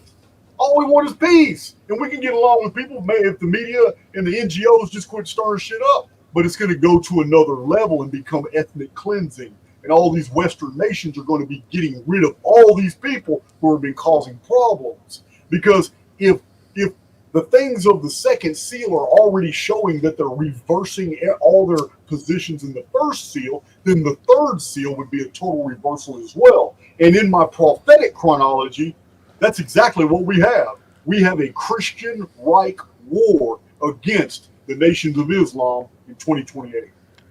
Just like Albert Pike predicted. Sorry, Jason, you said 2028. That would be the next seal. The third seal. Okay, so we're in 2024. That I said on our show on Friday night, I speculated that, I don't know if you've been following UK politics at all, but during COVID, it was Boris Johnson who was our Prime Minister. Yeah. And I said to Lance, I speculated on the show that he was in charge of breaking the first seal. Now the torch, if you will, has been passed to Keir Starmer. And he's going to be in for a 4-year period on the Olympic calendar. And then 2028, like you just mentioned, that's the third seal. So I think he's going to he might do it because he's allowed to do another term, no? Oh, what, Boris? Yeah. No. Keir Starmer, yeah. What, do you think he's going to do a massive U-turn? He might do, I don't know. Or he might then pass the torch to someone else who's in charge of breaking the third seal. Maybe it will be Nigel Farage. Farage. Boris Johnson, he caused all the carnage in the UK, and he's just ridden off into the sunset now. Right. Everybody forgot all the stuff, evil stuff. Yeah, for sure. Which is going to be the same with Keir Starmer, I'm sure. So before you continue your presentation, just for a little clarity on my position about why all this is happening and why this new guy, Starmer, can go before the British people and do these things, knowing that his own people hate his guts and will kill him if they get a chance. So the reason this is happening, just like the president, was it Prime Minister of Australia? The lady that forced the jab on the population, the skinny girl, I can't remember her name. New Zealand. New Zealand, yeah. Oh, New Zealand, yeah. New Zealand. Jacinda Horseface, we call her. Like Justin Trudeau, all Biden, all these hated leaders over these that are all WEF supported. The reason they can do these things fits 100% with the Phoenix phenomenon, Archaix model as to what's really going on in the world right so now. Jason, would you speculate that after they've done their work, people like Boris Johnson, Keir Starmer, they're going to then get taken into the underworld and promise their, salvation in an underground facility? Let's not talk about the underworld as if it's just a small, limited area of space. There's more real estate in the underworld than there is on the surface. Sure. And that's just a geometrical fact. You can build cities, you can pancake cities diagonal, going 50 miles down, but right here on the surface, we live on a very thin skin on the surface. I mean, the highest mountain, 6 miles. The deepest part of the Marianas Trench is 6 miles, but the biosphere is thinner than that. So there's literally a 3-mile area of the biosphere, and you can't build cities on mountain slopes, and you can't build underwater. So not much, not for a whole cityscape. So the actual biosphere is the surface where you can build in 2 dimensions. I'm not talking about skyscrapers. 110 level skyscraper is still tiny compared to like Cheyenne Mountain in the United States, which has 21 levels of cities underneath it, military bases, and all kinds of corridors that have been tunneled going to hundreds of other subterranean facilities. In the underworld, we have way more real estate available. So yes, I'm gonna answer that with a yes. I just wanted to quantify for our listeners just how much stuff is down there. I've got the pictures. I've showed them on my channel. I got one video dedicated just to showing hundreds of pictures of underground facilities. These places exist. I've even showed the congressional funding from 1974, where a large portion of the American Congress approved that a large portion of the American taxes are secretly going straight into construction projects for building underground facilities. Well, would I be correct in saying that's where most of the money from NASA's going? Oh, that's all NASA money. Yeah, NASA's all PSYOP. That's all that. Billions a year. Billions of dollars a year. That's what they're doing. U.S. Air Force has these giant machines, these tunnel digging machines. Tesla's in on it. This is why these politicians can look you in the face, because they know what they're doing. They've already been briefed. They know that if they even breathe a word about what they really know is coming and how they have guaranteed security for their families to go live in these facilities, they would completely nullify their contract. One, they'll get snuffed out. They'll get COVID. The media will report their death, however it was, and then their family is no longer invited to wherever it is. Sure. In addition to that, I'm pretty sure the NDEs that they sign also they have to hide these things from their family as well. They're not even allowed to tell their family that they have a place prepared for them. Not until the right time. And I don't want to get too far into this. I've got other presentations to talk about it. But 2036, in my own isometrics and in my own study of the calendrics, 2036 is when those vaults get sealed. 4 years before the Phoenix phenomenon even starts. And then it's fair game on the surface world. Yeah, on the surface world, it's going to be the most chaotic 4 years that we know. It's going to be chaotic. It's going to be chaotic because there's not going to be anybody in control. Jason, obviously, we don't want to deviate too much from our presentation. Where are you going to be in 2034? What are you going to do? I was just asked that on X, and I'm going to give you the same reply that I gave the person on Twitter. It's 2024, and I'm a man on a mission, and I have not felt an inkling of any type of influence whatsoever that I should even worry about something that's going to be 15 years in the future. Sure, nice. No, that's a fair response. Good answer. There's a lot in between now and then. Yes, there is. Yep. Should we get back to it? Okay, so this incident that happened after the closing ceremony of the Paris Olympics is kind of different, because the perpetrator is not, let's say, of a Muslim background, but the person who saved the victim is. And this was plastered all over the mainstream media. This guy called Abdullah, who's a TWG worker, I believe TWG is something to do with the transport system. He was the person that saved the young girl from the stabbing, And obviously he's been held as a hero. And if this story is true as described, this guy is a hero. Let's not get the facts wrong. But what I'm trying to point out is, after those very clear manipulated far left protests that we saw, the next stabbing incident is of a white person with a Muslim as the hero. So I see this as part of the psyop as well. Whether or not this is a real happening or a staged event, I don't know. It's still bait. It's still part of the grand psyop as far as I can see. So that is what actually happened in the UK from our analysis over the last 2 weeks. That covers the chronology and the timeline. What I want to talk about next is what the response has been, what the media response has been, and what the general population in the UK, how they have responded. So yeah, we've got a few memes here just to give a flavour. We've got, politicians having a beer in front of, a flaming UK. Loads of memes of Keir Schwaber, comparing him to Klaus Schwab. He's basically helping to fulfil the great reset. Another WEF puppet. Yes, as we all know. Now, let's talk a little bit about what the feeling in the UK is. So here's the headline here. More than 700 boats of migrants arrived in the UK. 700 migrants in 11 boats in a single day, the figures show. But Sir Keir Starmer has pledged to smash the gangs who were paid thousands by each person to get them across the channel. It's very important to point out, these men coming across the channel are essentially, in my opinion anyway, the victims of human trafficking. They are spending thousands of euros each to get into those rubber dinghies. Which is often all they've got in the world. It's probably all their families got in the world. Yeah. They get in the dinghies. There's no one driving the dinghies. They're literally given a boat to get across the channel. They maybe get to France first. They spend a few months or maybe a year in a refugee camp in France. Then another human trafficking gang extorts them as well. And then they get in a boat to get here. Then they get picked up by Serco or the RNLI, which is the Royal National Lifeboat Institute. They're based right here in my hometown in Poole.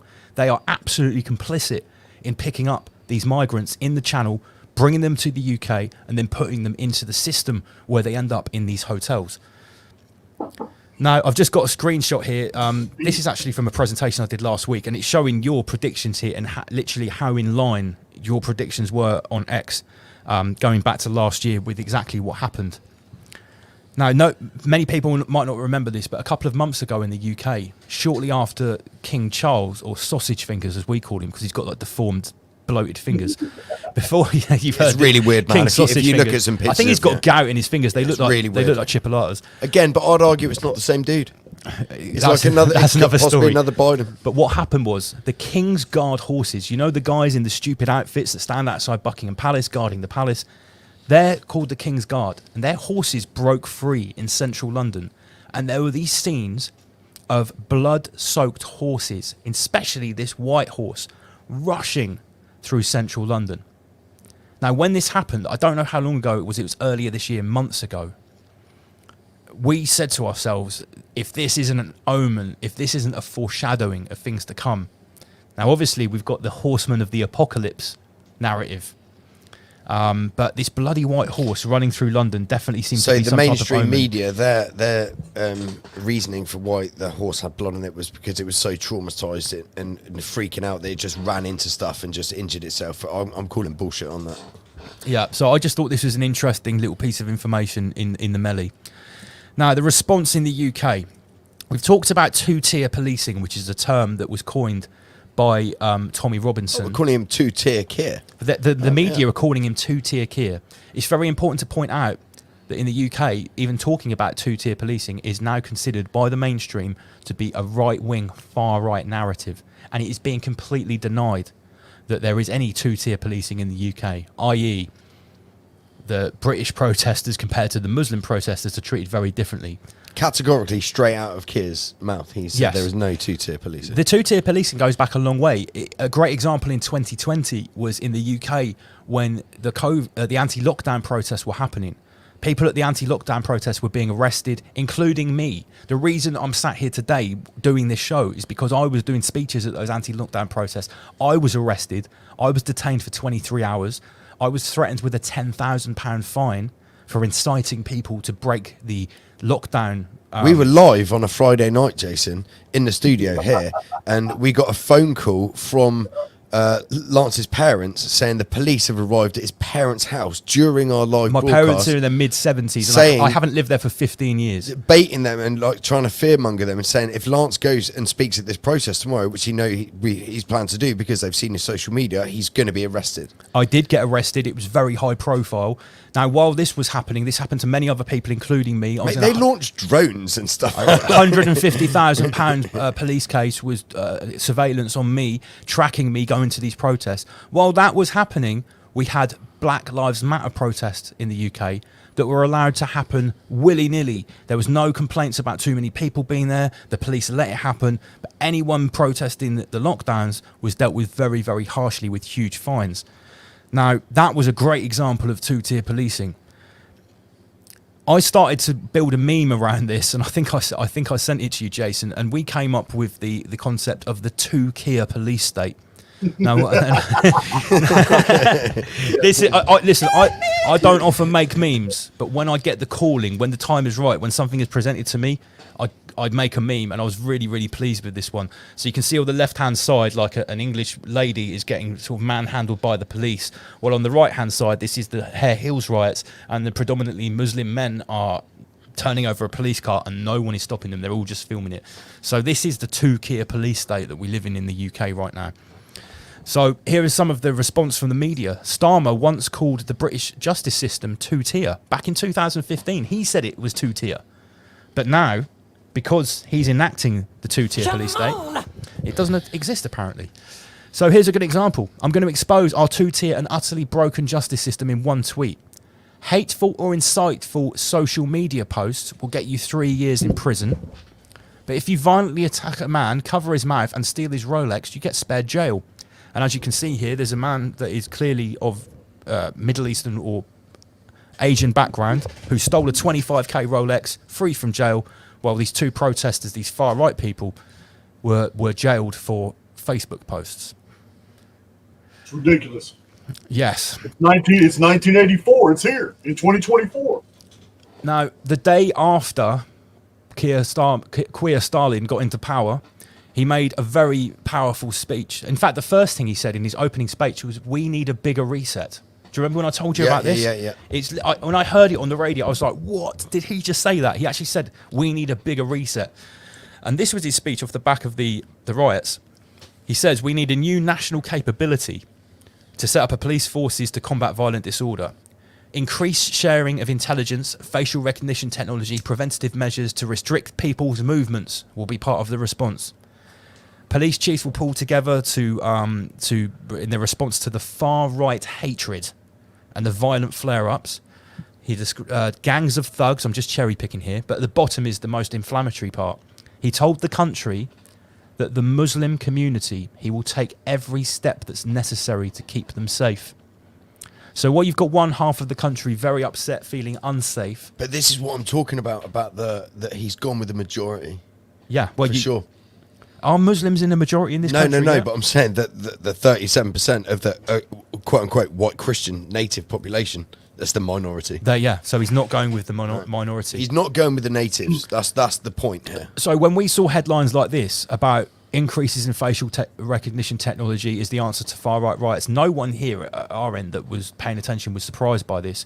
In fact, in the UK, facial recognition is already in every single supermarket. When you walk into a supermarket in the UK, this has been since 2022, there's a screen that shows you walking in, and it shows a green face around a green square around your face to identify your face. That's as you walk into the supermarket. Then we've got cameras on the checkouts in the supermarket, right in your face as you're paying for your things at the automated checkout. So what he's talking about here, this infrastructure is already fully set up and already working in the UK. Do you want to mention the gate walking? Yeah, and it's also and I've researched this extensively because I spent a lot of time in Southeast Asia studying the Chinese and what was going on there as well. This facial recognition in the UK now is so sophisticated, it can tell who you are if you're wearing a face mask. It can even tell who you are by your gait. The gait is the way in which you walk, the way in which your body sways from left to right. Gait recognition software is used in the United States more than facial recognition. Yeah. Right, so you've got it in the US as well. Yeah, This gait all comes recognition software is real popular here. Yeah, this all comes from China. And as we've just demonstrated, it's already sort of established in the UK, and what we're being given now is basically the impetus, the catalyst, the technocratic Great Reset. Yes. Yeah. Just another interesting tidbit of information. The last time we had widespread riots in the UK was back in 2011, and this was about a young black teenager getting shot by the police. So it was sort of like a George Floyd incident, sort of similar. But look at the dates. Between the 6th and 11th of August. What was my timeline? The 30th. Oh, so it was a week out. The 30th of July and the 5th of August this year. The point is, it's still at the height of summertime. Yeah, it was like a prescribed summertime riot. In which we all know about the sun cult worshippers. Yeah. The darker here it is from the priest Express. class. Keir Starmer told to bring in COVID-style measures to stop rioters. A government advisor said the British public will back them in whatever measures they feel necessary. So you can see what's the picture that's being painted in the mainstream media. And it's not over. This Sunday in our hometown in Bournemouth, there are 500,000 people down here. It's called a conurbation. 3 or 4 towns joined together, but not a city. There's a protest to protest the immigration and the dead kids. It's called We've Had Enough protest. And then there's a counter protest here. Stop the far right. Don't let the racists divide us. Unite rally. And then just look at some of the logos at the bottom. These are all government think tanks. Unison, UCU, CWU. Look at the fist. Look on the far so right. You can see who's sponsoring this side. It's very obvious. The side that's more organic. I guarantee you're going to see the same mass production of signs, all looking the same. Yeah, exactly. Yeah, they'll just pick up the same signs and probably put them on a bus and drive them to this place. Shit, yeah. This was from a guy called Thomas Sheridan, who's actually blocked me on Facebook. He's an Irish researcher and author. I thought this was very interesting. A war with Russia is actually starting to seem appealing compared to the peace that the globalists are giving us. Maybe this is their plan. He wrote this in the middle of the riots, and I thought it was just quite a poignant thing to write. Maybe part of the plan is just to take peace from the earth, so that a war with Russia or a war with China, won't seem so tumultuous. Give us your money. Yeah, give us your money. This is something else that he put, which was very interesting. This scene is during one of the riots, just a shop called Greg's. Greg's sells baked goods that are mainly pork. Yeah, it's like sausage rolls, bacon and cheese, sort of pastry stuff like that. It's this young lad who stole a tray of sausage rolls from Greg's during a far right riot. He's already in prison, serving 2 years for this, for a tray of sausage rolls. Now, Thomas Sheridan has said something very, very poignant here. Have you noticed how the Marxist Abrahamic profane have developed an obsession with rioters and looting Greg's? What is Greg's main product? Pork. Who is the main adversary of the European? We are going to have to start raising the charge of Persian and Arabic pagan gods on our side. These guys are pagan, by the way. The psychic world always erupts to the surface in the context of the symbolic language only we non-Abrahamics can properly decipher and use to our advantage. Observe his stance. He is like Hermes delivering a message from the gods. The AI can't control everything. And it says here, of course, all of this is a result of the mass petitioning of Dionysus, the god of frenzy, during the Olympic opening ceremony. This is a holographic construct. Stop pressing the Jason buttons when we've got live Jason right here. I can't help it. It was perfect timing. This might seem really random to some people watching, but what I like to do when I build these slideshows on Rise Above for these shows, sometimes I pick completely random things that might seem to juxtapose a little bit, but this I actually think is quite valid. The link to the opening ceremony of the Olympics, the pagan link, and obviously he's talking about the Abrahamics here, because all of this psyop that you're talking about is an Abrahamic psyop. Yep. Would you not agree, Jace? Yeah, I would. It's what's crazy is I would have never gone down this avenue of research of the Book of Revelation as a playbook and not prophecy, and that it's deciphered applying Greek mythology to what is apparently a Greek text that comes from the Greek Sibylline epic. And because once I divorced myself from the Judeo-Christian interpretive analysis, everything became clear. If you use the Judeo-Christian eschatology, you will never figure out that the first horseman concerned Apollo Pharmakia. and that the bow was a toxin, and that the corona of the crown, he was married to Coronis, that he was the father of Asclepius, who is the head of all the pharmaceutical giants, that Apollo is named and sworn to in the Hippocratic oath. You'd have never been able to put all these things together. And then the second seal, the great sword, the red horseman. That's not even what the text even says. In the Greek, it's small. It's a small knife.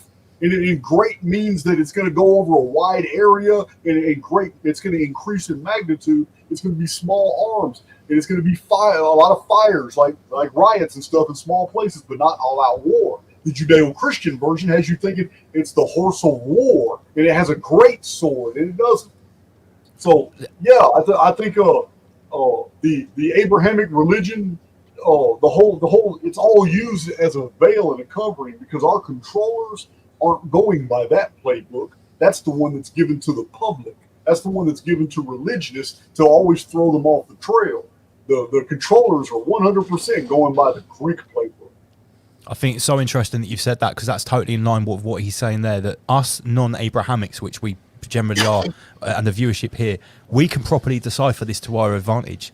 But people caught within the dogma of those religions themselves can't. Jason, in one of your recent videos, I try to keep up on Archaix as much as I can, but you release so much stuff, it's hard to keep up. You mentioned that some of this information, you can't be mad at people who don't see what you see, because it's not designed for them to see in these end games. Because once they're gone, they're coming straight back to the construct and reliving this shit all again. No, I agree. I agree 100%. There's no sense getting frustrated with people if they just can't see it. No sense. Yeah, absolutely. Now, let's talk. This is I call this the Enki Musk section. And for anyone that's listening that doesn't understand our phraseology there, we refer to Elon Musk as Enki Musk, because we think he has that sort of trickster Enki energy. Now, you might have noticed that he's actually been very, very vocal recently on X about what's going on in the UK. He would appear to be some kind of saviour. He would appear to be, what's going on there? He would appear to be some kind of benefactor, which is something we've talked to you about before when we chatted with you. Now, here, he's referring to Keir Starlin's, where did he say it? Just up here. He says that the Muslim community will take every step to keep them safe. Well, Enki Musk is just straight to the point. He's like, well, shouldn't you be keeping all communities safe as a prime minister? Why are you singling out one community to keep them safe rather than providing safety for everyone? That's just glaringly obvious to anyone that isn't compromised, you know? He's also, what's he put here? I don't actually understand this reference. He's put chef's kiss. England riots. It's like that's the cherry on top. Oh, right, that's the cherry on top. England's riots now have a two-tier police system, and the myth, this is a myth that's become widespread. But down here, The Guardian has been telling people about two-tier policing based on race and sexuality for decades, and someone's put all the links down here as well. So they're just getting called out in real time with their lies. Nice clown whistle, very fitting. So Elon Musk is doing the same thing that Donald Trump is doing. He's doing the same thing that Keir Starmer is doing, because the controllers know that they need to put adversaries out there. They need to put an antagonist out there. They need to put heroes out there, and they don't give a damn what side you pick. As long as you're following one or investing your faith in one, they can continue to do what they need to do, because you're stuck in a paradigm of polarity. I think you're absolutely right, Jason, and that's why when I've talked about these happenings recently, I've said, although you can notice the problems in the UK, but it doesn't mean that you have to fall onto a side and start going out into the streets and falling into this trap, because we think that this is a massive trap. I enjoy what Elon Musk is doing at the moment, but at the same time, I don't trust the dude. He wants to put a fucking computer chip in my brain. He massacres monkeys with that computer chip. Yeah, exactly. Precisely. I'm not gonna. I enjoy what he's doing, and at the moment, like I said, it would appear he's doing something. So, according to the UK media, what he's doing right now is so dangerous that The Independent, this is a highbrow British publication, yeah? They're actually telling people how to delete their X profile because of how vile Elon Musk's vile site helps to he's fueling the far-right riots, apparently. And here, Elon Musk calls prison sentences for two far-right rioters messed up. One of the people that's gone to prison is a 65-year-old man, and the charge was aggressively shouting at the police and gesticulating. Actually being That incarcerated. means waving your arms and shouting at the police. He got 20 months in prison for that, allegedly. An old man. Yeah, 65 years old. This meme shows here the arrests for social media posts comparing Russia, who we are told is an oppressive state. Communist dictatorship. Yeah, 411 social media arrests compared to there's that number again, 3,300 in the UK, and the sources here are from official archives. I haven't checked on this. I don't know how accurate it is, but this is what's out there in the mainstream. This was a great one from you, I think. Yeah, well, yeah. With all the social engineering over the last few years, PSYOP after PSYOP, it's becoming very apparent that the majority of people have nowhere near their 10K, but act like they've done 20K. And when we talk about the 10K, we're talking about hours of research. Yeah. 10,000 hours. Yeah. A lot of people in the UK that should know better are falling really hard onto one side of this divide and suffering for it. My point was, since 2020, it's become very apparent that people who are on the side of anti-government, anti-authority, a lot of them, they haven't studied this. Like Jason, you've been in this game for a long time. You're, a well-researched and prolific author. Like you haven't. A lot of these people have just come to this information since 2020, and all they really know is vaccine bad, don't take vaccine. Yeah, but they're now chomping on other PSYOPs for breakfast. And they've been bombarded with PSYOPs left, right, and centre, and they're trying to make sense of it, which is not possible to do. Well, 2020 started two things at one time. One was not just the COVID, the vax narrative and all that, but there was a major push in 2020 by mainstream media to start buying up all the alt media venues. A lot of these alt media guys that we used to really look up to, that used to be telling the truth and all, they're all sold out. They've all signed the contract now. All these huge YouTube channels that used to be like, damn, it's free speech. They're talking some real stuff. Not since 2020. Since 2020, it seems like there's been a blanket over all this, and all these people that we used to, when they first came out, we used to think, damn, they're saying things that we've never heard on social media before.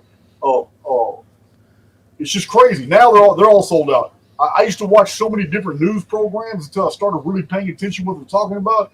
And I was like, wow. And so how did I not see that you're still promoting the same agenda, man? You just fooled me for a while. But since 2020, the mainstream media is buying out and controlling. Alt media has become the new mainstream media, basically. And there's very few of us in alt media, this alternative media like Archaix, like Rise Above. There's very few of us anymore that are even approaching the truth. It's just it's become extremely rare. I totally agree, and for that reason, we never actually used the term alternative media to describe ourselves anymore, because as far as I'm concerned, the alternative media is completely bought. We don't want to be in that basket. We call ourselves new organic media, and the clue in the name is organic, and it's very clear that the alternative media, in many respects, is not organic at all. So. Here, more evidence. The UK advisor John Woodcock calls for COVID-style lockdowns to suppress anti-migration protests, which had cast our days back to when the public accepted an emergency situation. So you can see how this is playing out. And I thought here this is very fitting. The trick of creating chaos and then seizing power under the pretense of putting things back in order is a tried and true method of deception and manipulation. It's the meaning behind the Latin motto Ordo ab chaos, order out of chaos, which is what I put on the Hegelian dialect all over again. Absolutely. So here, more evidence of the crackdown, the huge crackdown that's happened in the UK judicial system off the back of that 6-day period during the Olympics. A 55-year-old woman from near Chester was arrested earlier today on suspicion of a number of offences in relation to social media posts containing inaccurate information about the identity of the Southport murder. So inaccurate information. Well, all she was probably doing was sharing the picture that was put out by all the alternative media right-wing mouthpieces. But who's to say that they're the arbiter of truth? Well, not. That's what I mean. There is no free speech now. I haven't seen any of the original talking heads that posted that go to prison. No, precisely. But allegedly normal people have. Yeah. Again, that's two-tier. Yes. And we also had, this was a very interesting one. I'm not going to show the video of it because it actually could probably get us in trouble. But at one of these anti-racist counter protests, a Labour councillor, which is Keir Starmer's party, he was arrested. He was actually on the microphone in front of a crowd of 1,000 people saying, these far-right Nazis, he was calling them Nazis, we need to get them and cut all their throats. And this was a councillor, somebody in a member political of position. member of the Labour Party. And as he was saying it, all the middle-aged women, all the middle-class people around him with the Stop the Racism signs were clapping and cheering as he was asking for the throats to be cut of the far-right protesters. So things were getting really, really spicy. Oh, here we go. This is the guy, maybe this is a different guy we were talking about a minute ago, 53 years old. Oh yeah, we said he was 64, he's 53. He was gesticulating and shouting at police officers, and he got 26 months in jail. So it's fair to say those pictures that we showed earlier of these right-wingers or these football hooligans, every single one of those, or most of those, has had a knock on the door by now. They've arrested hundreds, maybe thousands of people. So Becky's just informed me that AI was responsible for coming up with the name of the Southport attacker. The original article. The original article was written by AI? By AI, yeah. Wow. It was some kind of fake site, but it was... Now we get onto the subject of this Tommy Robinson character. Tommy Robinson, while all this was going on, after the 27th, or when was it? He was doing the 27th, yeah. The day after the opening ceremony. Straight after that demo, he flew out to Greece with his family for a holiday, allegedly, because he knew that he was going to go get arrested and spend some time inside for that rally. And I thought this was very interesting. Tommy Robinson reportedly seen at the King David Hotel in Jerusalem after the Cyprus trip. Tommy Robinson has been spotted at the prestigious King David Hotel in Jerusalem following his recent departure from Cyprus. Jason, I'm absolutely convinced. I've seen the evidence. I've seen the paper trail of the Zionist, the JDL and the ADL. Careful, Lance. Funding for Tommy Robinson. It's absolutely undeniable that he has been funded, groomed and put where he is by, let's call him the Black Cube organisation. Otherwise known as the Little Hats. Yeah, So the Archaix we're just being, veterans. in the light of what's happening in the UK, we are being a little bit careful about what we say here. Now, I'm going to say that the biggest problem with Tommy Robinson is that what he talks about is actually factually true. Some people are going to be upset that watch this that I've just said that. It's the truth, though. It's still correct. In our opinion, right, what he talks about with the two-tier policing, the problems of the hate preachers in the UK that are extracting all their money from the charities, the grooming gangs in the north, that is all real. But the problem is that it's him that's saying it.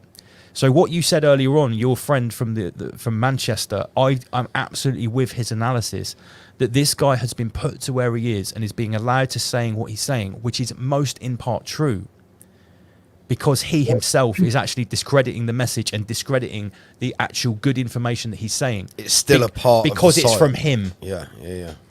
Because for many people in the UK, this guy is literally Adolf Hitler. You cannot underestimate the split decision in the UK over who this guy is. For many people in the UK, this guy is an ultimate patriot, a complete hero. I mentioned this guy's name. I just mentioned it, right, to somebody I was working with the other day, who I've never worked with before, and he immediately cut me off what I was saying. He said, "That guy's such a fucking idiot." Immediately, and I was like, I just didn't even go. These individuals, they've been used, since the days of, way before the days of Robespierre.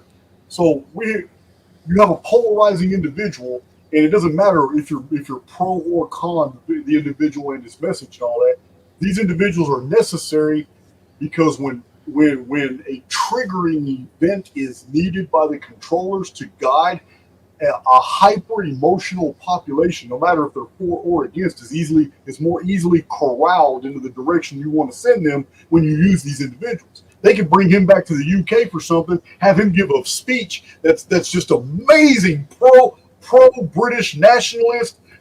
It even solves in front of 100,000 people in London Square. Yeah.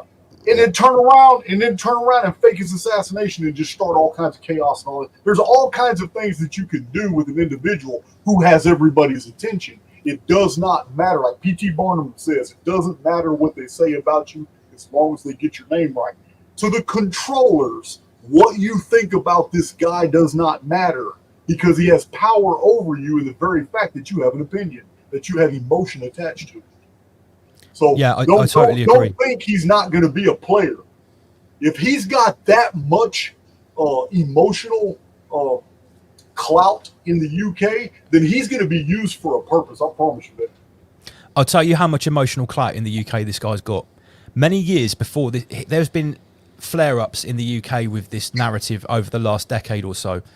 Many years before any of this happened this year, there was a flare-up, there was an incident in the UK involving Muslims, and Tommy made some speeches and some videos. And the narrative that was put out, you had one half of the country that was anti-racist saying, my granddad didn't fight the Nazis in World War II and die for our country so that this could happen. And they're talking about Tommy Robinson as a Nazi. Then you've got the other 50% of the patriots saying, my granddad didn't die in World War II to allow this to happen. And they're talking about all these people the immigrants and the censorship of the ultimate patriot. So it is complete bipolar social engineering. You've got one character fulfilling two very, very powerful roles, literally like Two-Face. This is exactly what was done in the days of Procopius in his book, The Secret History in the Byzantine capital, which you know of as Constantinople. It was formerly called Byzantium. Byzantium had two political parties, the Greens and the Blues. And these techniques are all in those books of how Emperor Justinian and Theodora controlled the people. Yeah, well, the empire that was doing that then is still in power. There's nothing new under the sun. There is nothing new under the sun. Yeah. So yeah, Tommy Robinson, literally the most divisive character in the UK. And like I said, unfortunately, a lot of the stuff he said is true. Now, one of the things that he came to prominence talking about was the grooming gangs in the north of England. Now, what he alleged happened. That's what actually started his crusade, if you want to call it that. What allegedly has happened is that in many deprived northern towns and cities, there are large groups of predominantly Pakistani men, some Afghans and other denominations of Middle Eastern Muslims that have grouped together and in very, very organised and almost industrial fashion have started grooming, drugging, pimping and raping young girls, specifically not only from the white English demographic, but also from the Bengali demographic. Using heroin. Now, Bengal is a country also, is near to India. It has a population in the UK, but these guys from Pakistan and Afghan and these places, they don't like Bengalis, so they target those girls the same as white girls.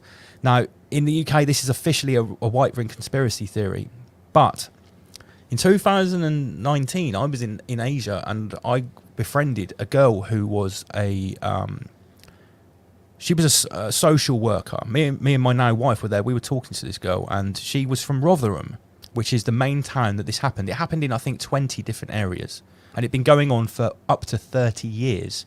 And the story was that the police were actually covering it up, not reporting on it, and actively covering it up with fear of being called racist. And this is what Tommy Robinson exposed. I quizzed this girl about it in a late night setting, intimately. There were 4 or 5 of us around. I said, listen, we're all friends here. You've told me about where you're from and what you do. Is it true what they say? And the girl looked at me and she looked around and she didn't know what to say. And then her eyes started welling up and she started crying. She goes, listen, it is absolutely true. It's worse than you can possibly imagine. And all of us within the care sector that are dealing with these young girls and boys, we are not allowed to talk about it. As soon as we mention that this is industrial, organised, it's like organised crime basically. And it is particularly targeting white and Bengali girls. Basically, people were losing their jobs for pointing out the obvious within the care sector. So when I had this very intimate chat with this lady who'd been witnessing it firsthand and had been told not to talk about it on fear of losing her job, that absolutely cemented it for me that this was a very real thing.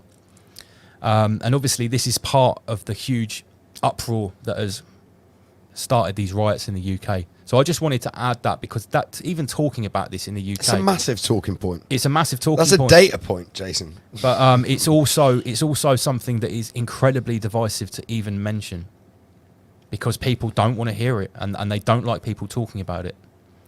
But this is what this guy brought to light, and we have to. And as much as people will hate me saying this, we have to give Tommy Robinson his props for that, because he was the only one talking about it. But the problem is whether that's all him. by design or not, he still brought the fact to light. Right. Now, I want to talk about something slightly different now, because the subject of these young men coming over in large numbers and in hotels and destabilising the UK, people are saying this is a racist narrative. It's anti-Islamic. Okay. But what I'm going to put on the table here is actually an economic argument. If you take race and religion and the difference of culture out of the question, and then you just look at the demographic of importing thousands, tens of thousands of predominantly young men into a country, I came across this. It's called the Cloward-Piven strategy. Have you heard of this, Jason? No, I haven't. Okay, so this is something that was thought up by two Marxist Jews that fled the USSR after World War II, and they came to the US. They were called Cloward and Piven. They were actually husband and wife. Much like the Frankfurt School and the early progenitors of the cultural Marxist movement, queer theory, it all comes from those group of people that emigrated away from persecution to come to the US. And this plan, this strategy, what they came up with was basically a way to crash the US by overwhelming the welfare system and to create the socialist communist utopia that all of these types of people always want to seem to create. Yeah. So this is what this is, the Cloward-Piven steps. There are 4 steps in the Cloward-Piven strategy of welfare resolution. They call it resolution, it's more like destruction. Drastically increase welfare recipients. That's number 1. Number 2, trigger an eruption of chaos as the welfare problem begins to fail. Number 3, shift the responsibility for welfare programs from the local governments to federal administration. Number 4, supply everyone with government-provided guaranteed income.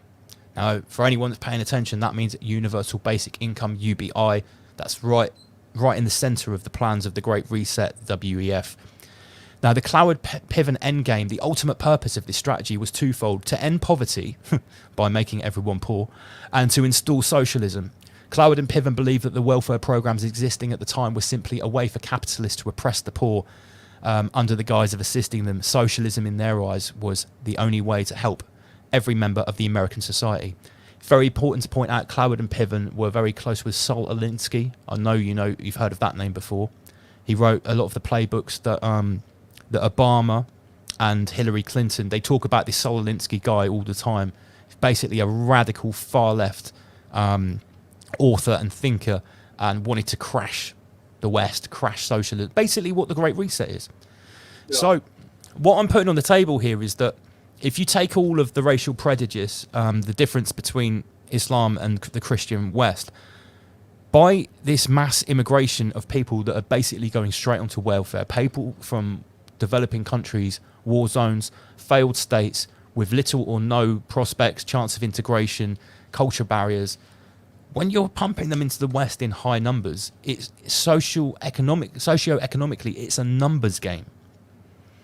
And it's shown that basically all of these people coming on boats are going directly into the welfare system. They can't get jobs because they haven't got citizenship, so they are living off the state.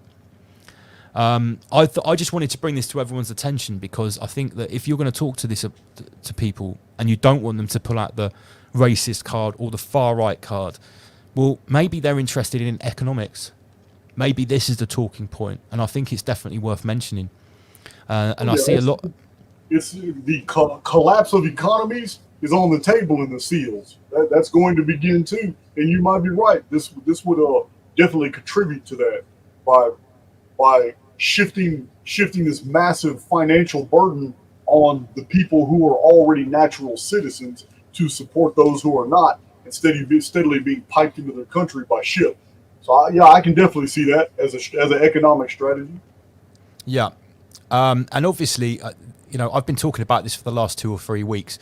I wanted to bring up Albert Pike letter to Giuseppe Mazzini, 1871. And for anyone that's not familiar, if you've been watching Jason, I'm sure you've talked about this before. This letter is officially, again, a far-right white supremacist conspiracy theory. This letter officially never existed, although it was in the British Museum Library in London until 1825, according to many scholars and sources that have recorded it was there.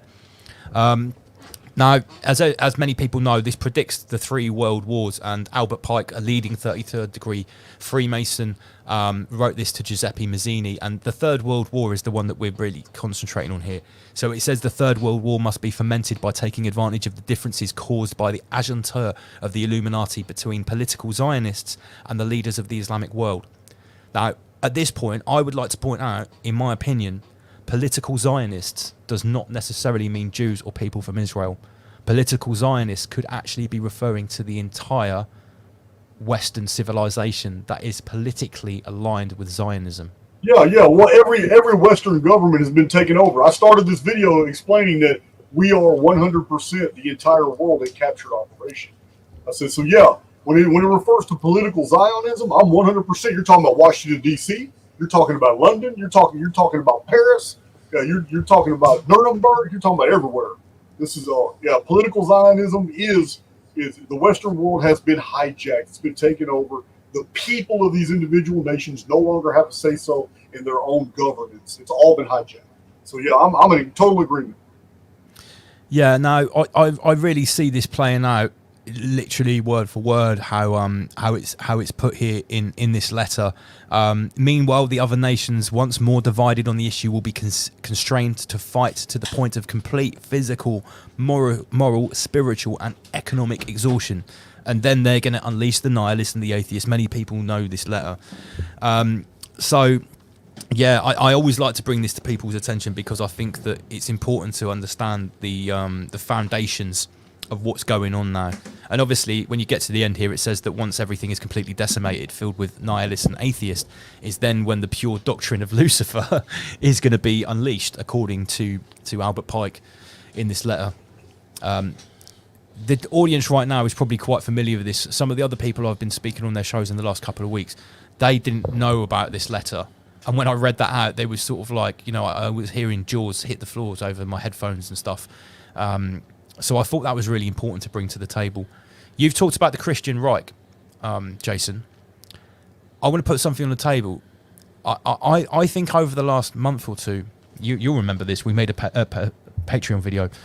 I've actually interacted with some of the members of what I think of the Christian Reich. Oh my God, yeah. There is a type of Christian, which I've encountered recently. They call themselves Torah Christians. Now, these people don't actually even read the Old Testament. They believe that the Old Testament isn't like Christian. This is a new level of they've gone to straight doctrine. to the Torah. Now, these Christians are vehemently pro-Israel. They are posting pro-Israel stuff every single day, and they are fully anti-Middle East and anti-Islamic. And some of the stuff that these Torah Christians I've seen posting, and they're very vocal about it. Yeah, it's worse and more inflammatory than any of the far right football hooligans. What they've posted in the UK in the last couple of weeks.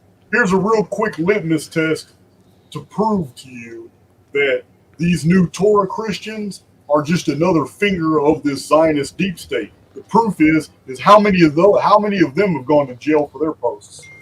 Precisely. Yeah, they seem to be. That's your two-tier. They are making fully derogatory, racist posts about Muslims, calling them all Mohammeds, saying that they have sex with goats and stuff like that. Listen, if anyone in the UK was making these posts that have been to the they'd be locked up by now. So yeah, I completely see it. We made a whole Patreon video about this, and yeah, shout out to everyone that's tuned in. The link to our Patreon is in the description. We say things on Patreon we simply cannot say on YouTube, so we find that quite a good outlet when we don't do a really spicy video. And the other thing that I want to put on the table with regards to the mass immigration in the UK, this isn't so much socio-economic. This is more to do with anthropology. There's something called the gender ratio. And basically, in the developed West, when everything is good and there's sanitation and healthcare, the amount of males compared to females generally follows quite a strict rule of thumb, that there's about 105 or 106 males per females. That's just how it plans out. So the ratio... Per 100. Per 100. 100 females. 103, 4, 5 males to 100 females, right? That's the natural order of things in the West. That's just genetics. What has been studied over the last 20 or 30 years, very, very strictly, is what happens when this gender ratio goes out of kilter. And it is generally accepted that if this gender ratio is tipped too far in the area of more males than females, that society turns very bad very quickly.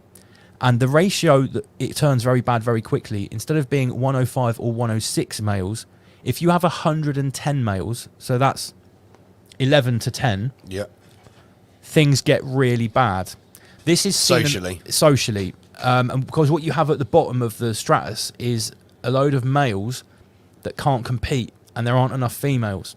This is seen a lot in where societies where they have more than one. What is it? Polygamy, where they have more than one wife. They already have this problem in many Middle Eastern countries, because what happens when you can have 4 or 5 wives? The most successful rich men have 4 or 5 wives, and the poorer, less successful men at the bottom find it very difficult to find a partner.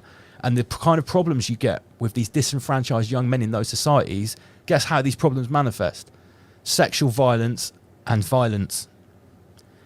This is already happening in many European countries, especially in Germany. There's a couple of towns where the male to female ratio has been tipped to 115 males to 100 females, purely by mass immigration of males from the Middle East and sub-Saharan Africa. There is an island in Italy. I heard about this a couple of weeks ago. I forget the name. The population of the island is 5,000 Italians. And in the last couple of years, they've had 18,000 migrants turn up on the island, which are mostly young males. Becky Essie told me about a story about a town in Canada.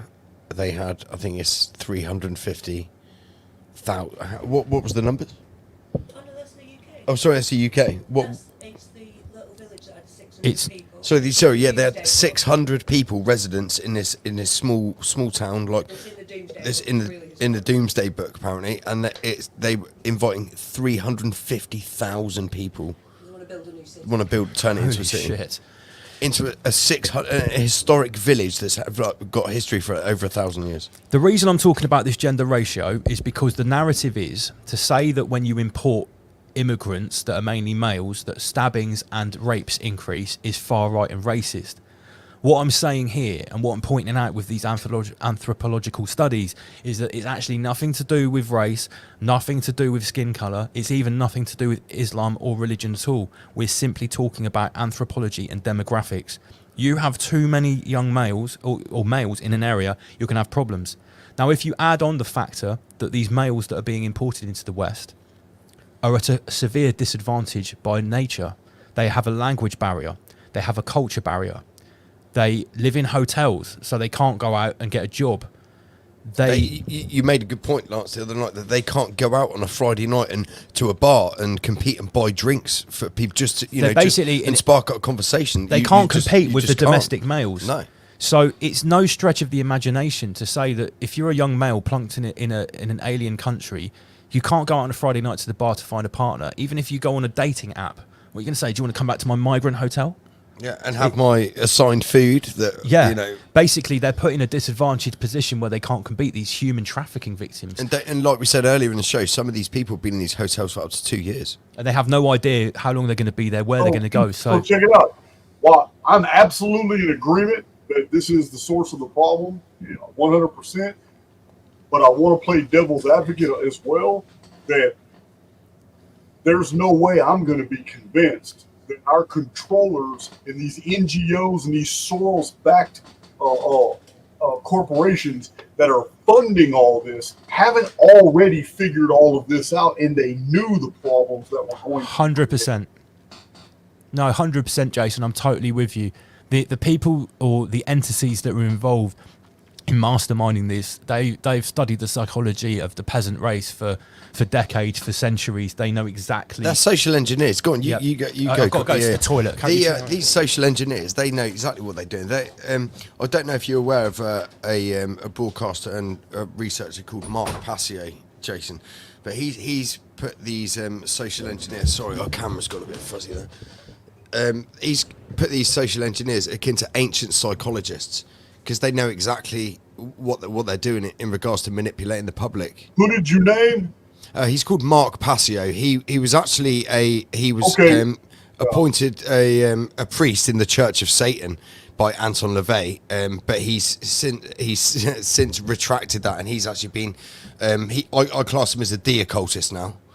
He's actually like, I don't know anything about him. I've got a lot of emails about him, but I've never even heard him speak. I don't know anything about him. he's a very learned guy, and he talks a lot about natural law and stuff like that. But yeah, he puts these social engineers. He calls them ancient psychologists, these bloodlines, because they know exactly how to manipulate the public to their favor with their agenda.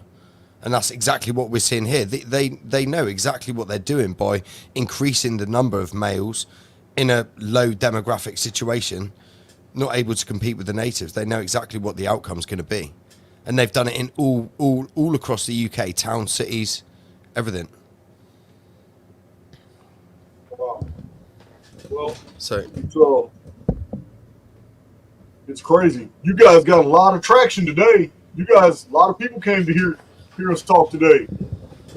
I think we got 3.3 thousand people watching, I think. Oh, man, it's like 33 again. Don't forget to subscribe to Rise Above. I think Pamela, she's done a great job in the chat, in the comments of promoting our links and stuff. Yeah, I got some awesome moderators. Yeah, they're really good, man. We share some moderators as well, I think. Okay. Pamela Swan, Delta Dawn.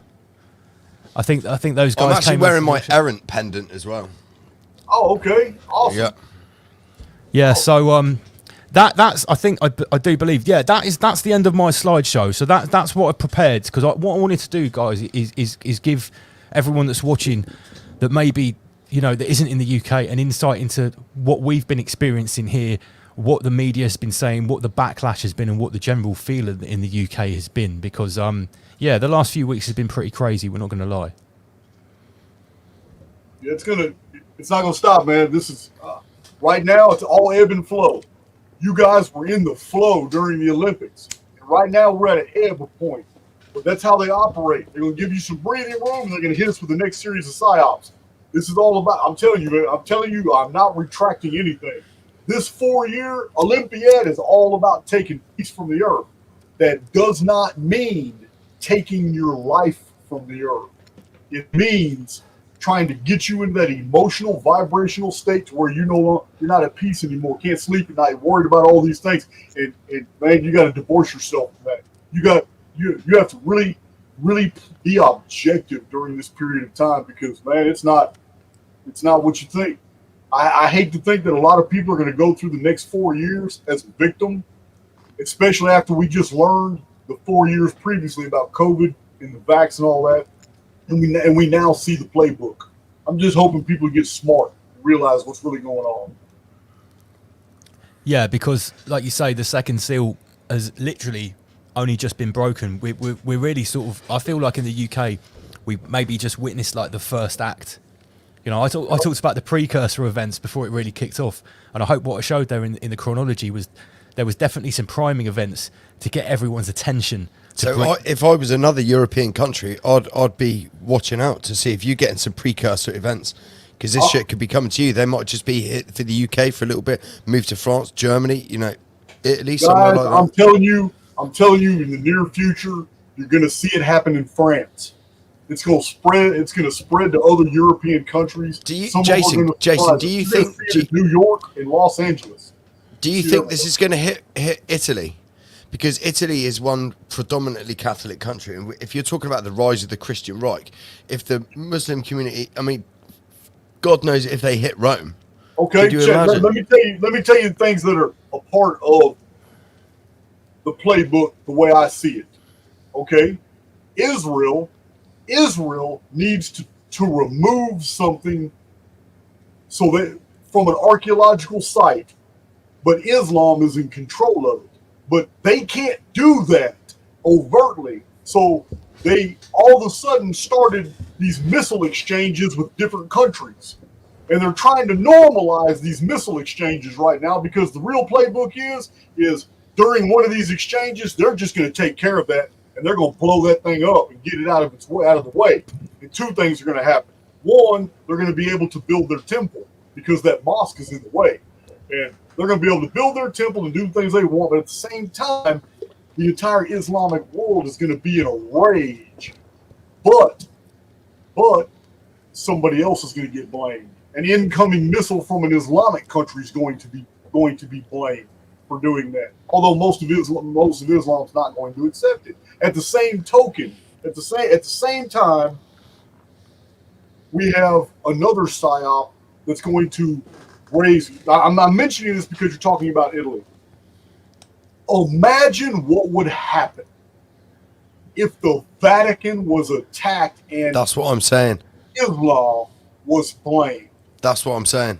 You have any idea? The entire that would be the. I think up. that would be the crucial point, because I can't think of another place where the Christian Reich would be more suitable to rise from. Imagine if someone assassinated the Pope or something like that. Yeah, there you go, something like that. Well, we've already seen holographic Pope, yeah, haven't we? We've already seen. I want to Pope. rewind just a minute ago, because you were talking about missile exchanges coming from an Islamic country, Jason. Yeah. Something was said this week in the US. Is there a guy called Vance who's running for Congress in the US, right? Yes, There's a clip. Yeah, right. I don't really know much about this guy, but what he said in this clip this week, he was sort of talking about where the first truly he's Trump's VP. He's Trump's VP, Yeah. right? He was talking about what the first truly Islamic nuclear nation is. Now, obviously, when you hear about that, you're thinking Iran. Well, I don't know if he was joking or being semi-serious. He said, well, actually, maybe the first Islamist nuclear nation will be the UK. He actually said that this week.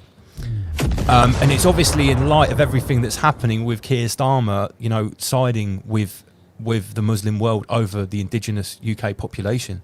But on the face of it, you know, that's such a big thing to say, that the first Islamist nation on earth with nuclear capabilities is the UK. Don't forget Turkey. That wasn't a Muslim predominant country, was it? That was Well, Christian. there's supposed to be there were other countries that which are now Muslim, which are originally Christian. Yeah. So why wouldn't that shit happen here in the UK? Good point. I will say this: I can see. I'm gonna go with. I haven't really looked at it because I've been so busy doing things. But when I get into my calendric studies, get my calculator out, and I start drawing my charts, I'm gonna see a lot of things.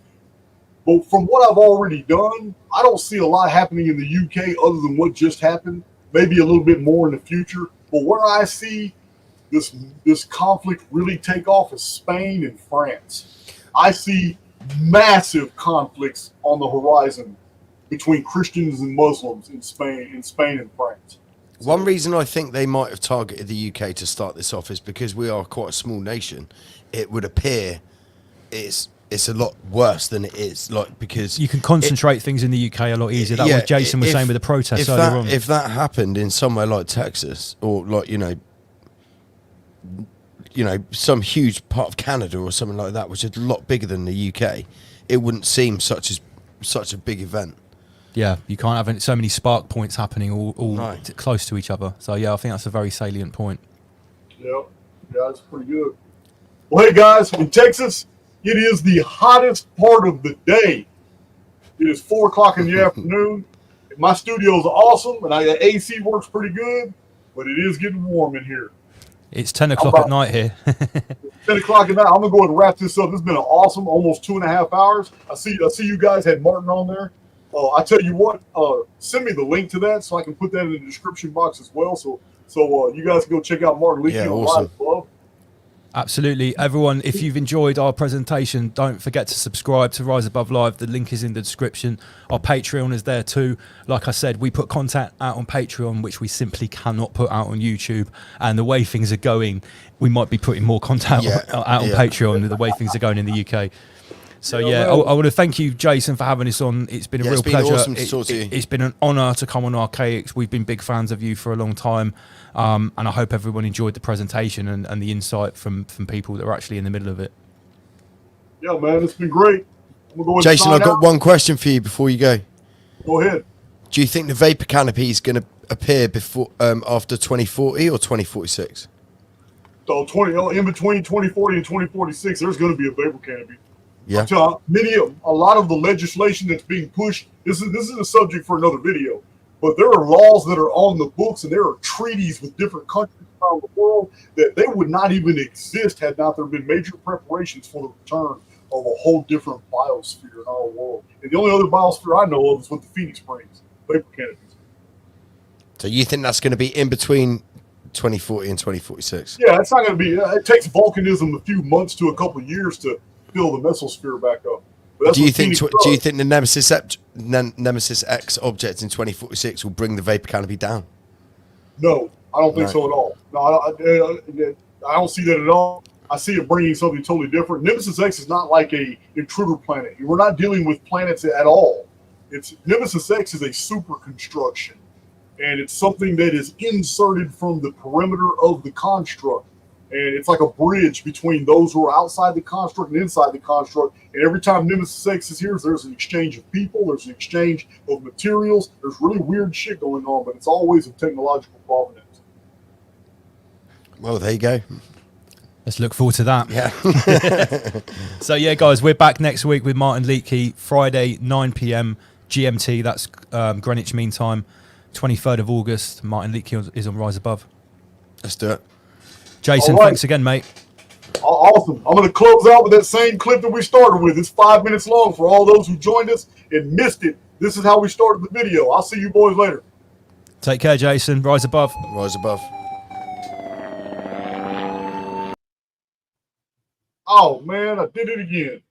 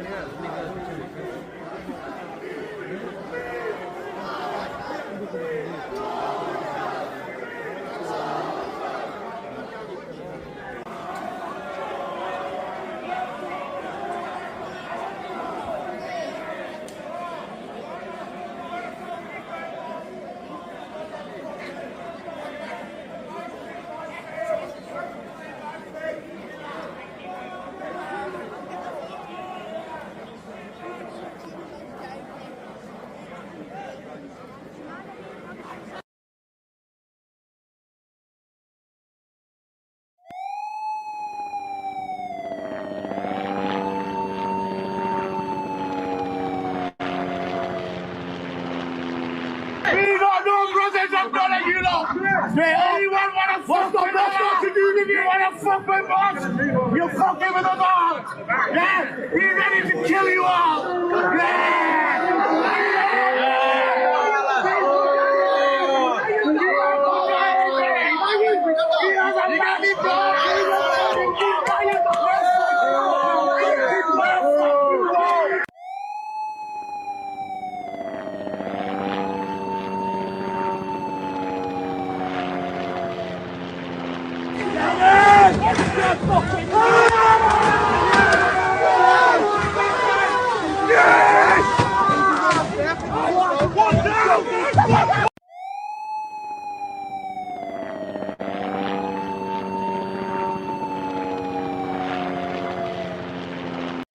So let me see if I got this straight. In the UK, you had roving bands of Muslim migrants carrying pipes, machetes, and knives. And they were running around attacking British citizens for doing British things. And don't try to gaslight me and tell me that didn't fucking happen, because I saw the video. I saw the many videos of it happening. So it fucking happened. So you had Muslim migrant groups running around attacking British citizens for just doing normal things. But they were attacking them because the things that the people were doing, the Muslim groups didn't feel was in line with Sharia law. They didn't feel that British citizens should have the right to drink beer or eat swine. And they attacked them for it, like right out and open in the street.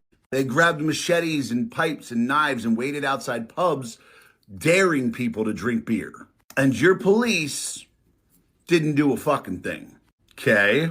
But then British citizens started posting about it on Facebook and X. And then your police took action. So even though they hadn't arrested any of these migrants who had cut, stabbed, or beat people, they managed to arrest the people who posted about it on Facebook and Twitter. And within 3 days, they managed to charge, process, try, and convict them while sentencing them to 20 plus years in prison for a Facebook post about the migrants attacking people and about the fact that the police aren't doing anything. And the British citizens who posted about it are going to prison for 2 decades because they said it was a bad thing. I am genuinely at a loss for words.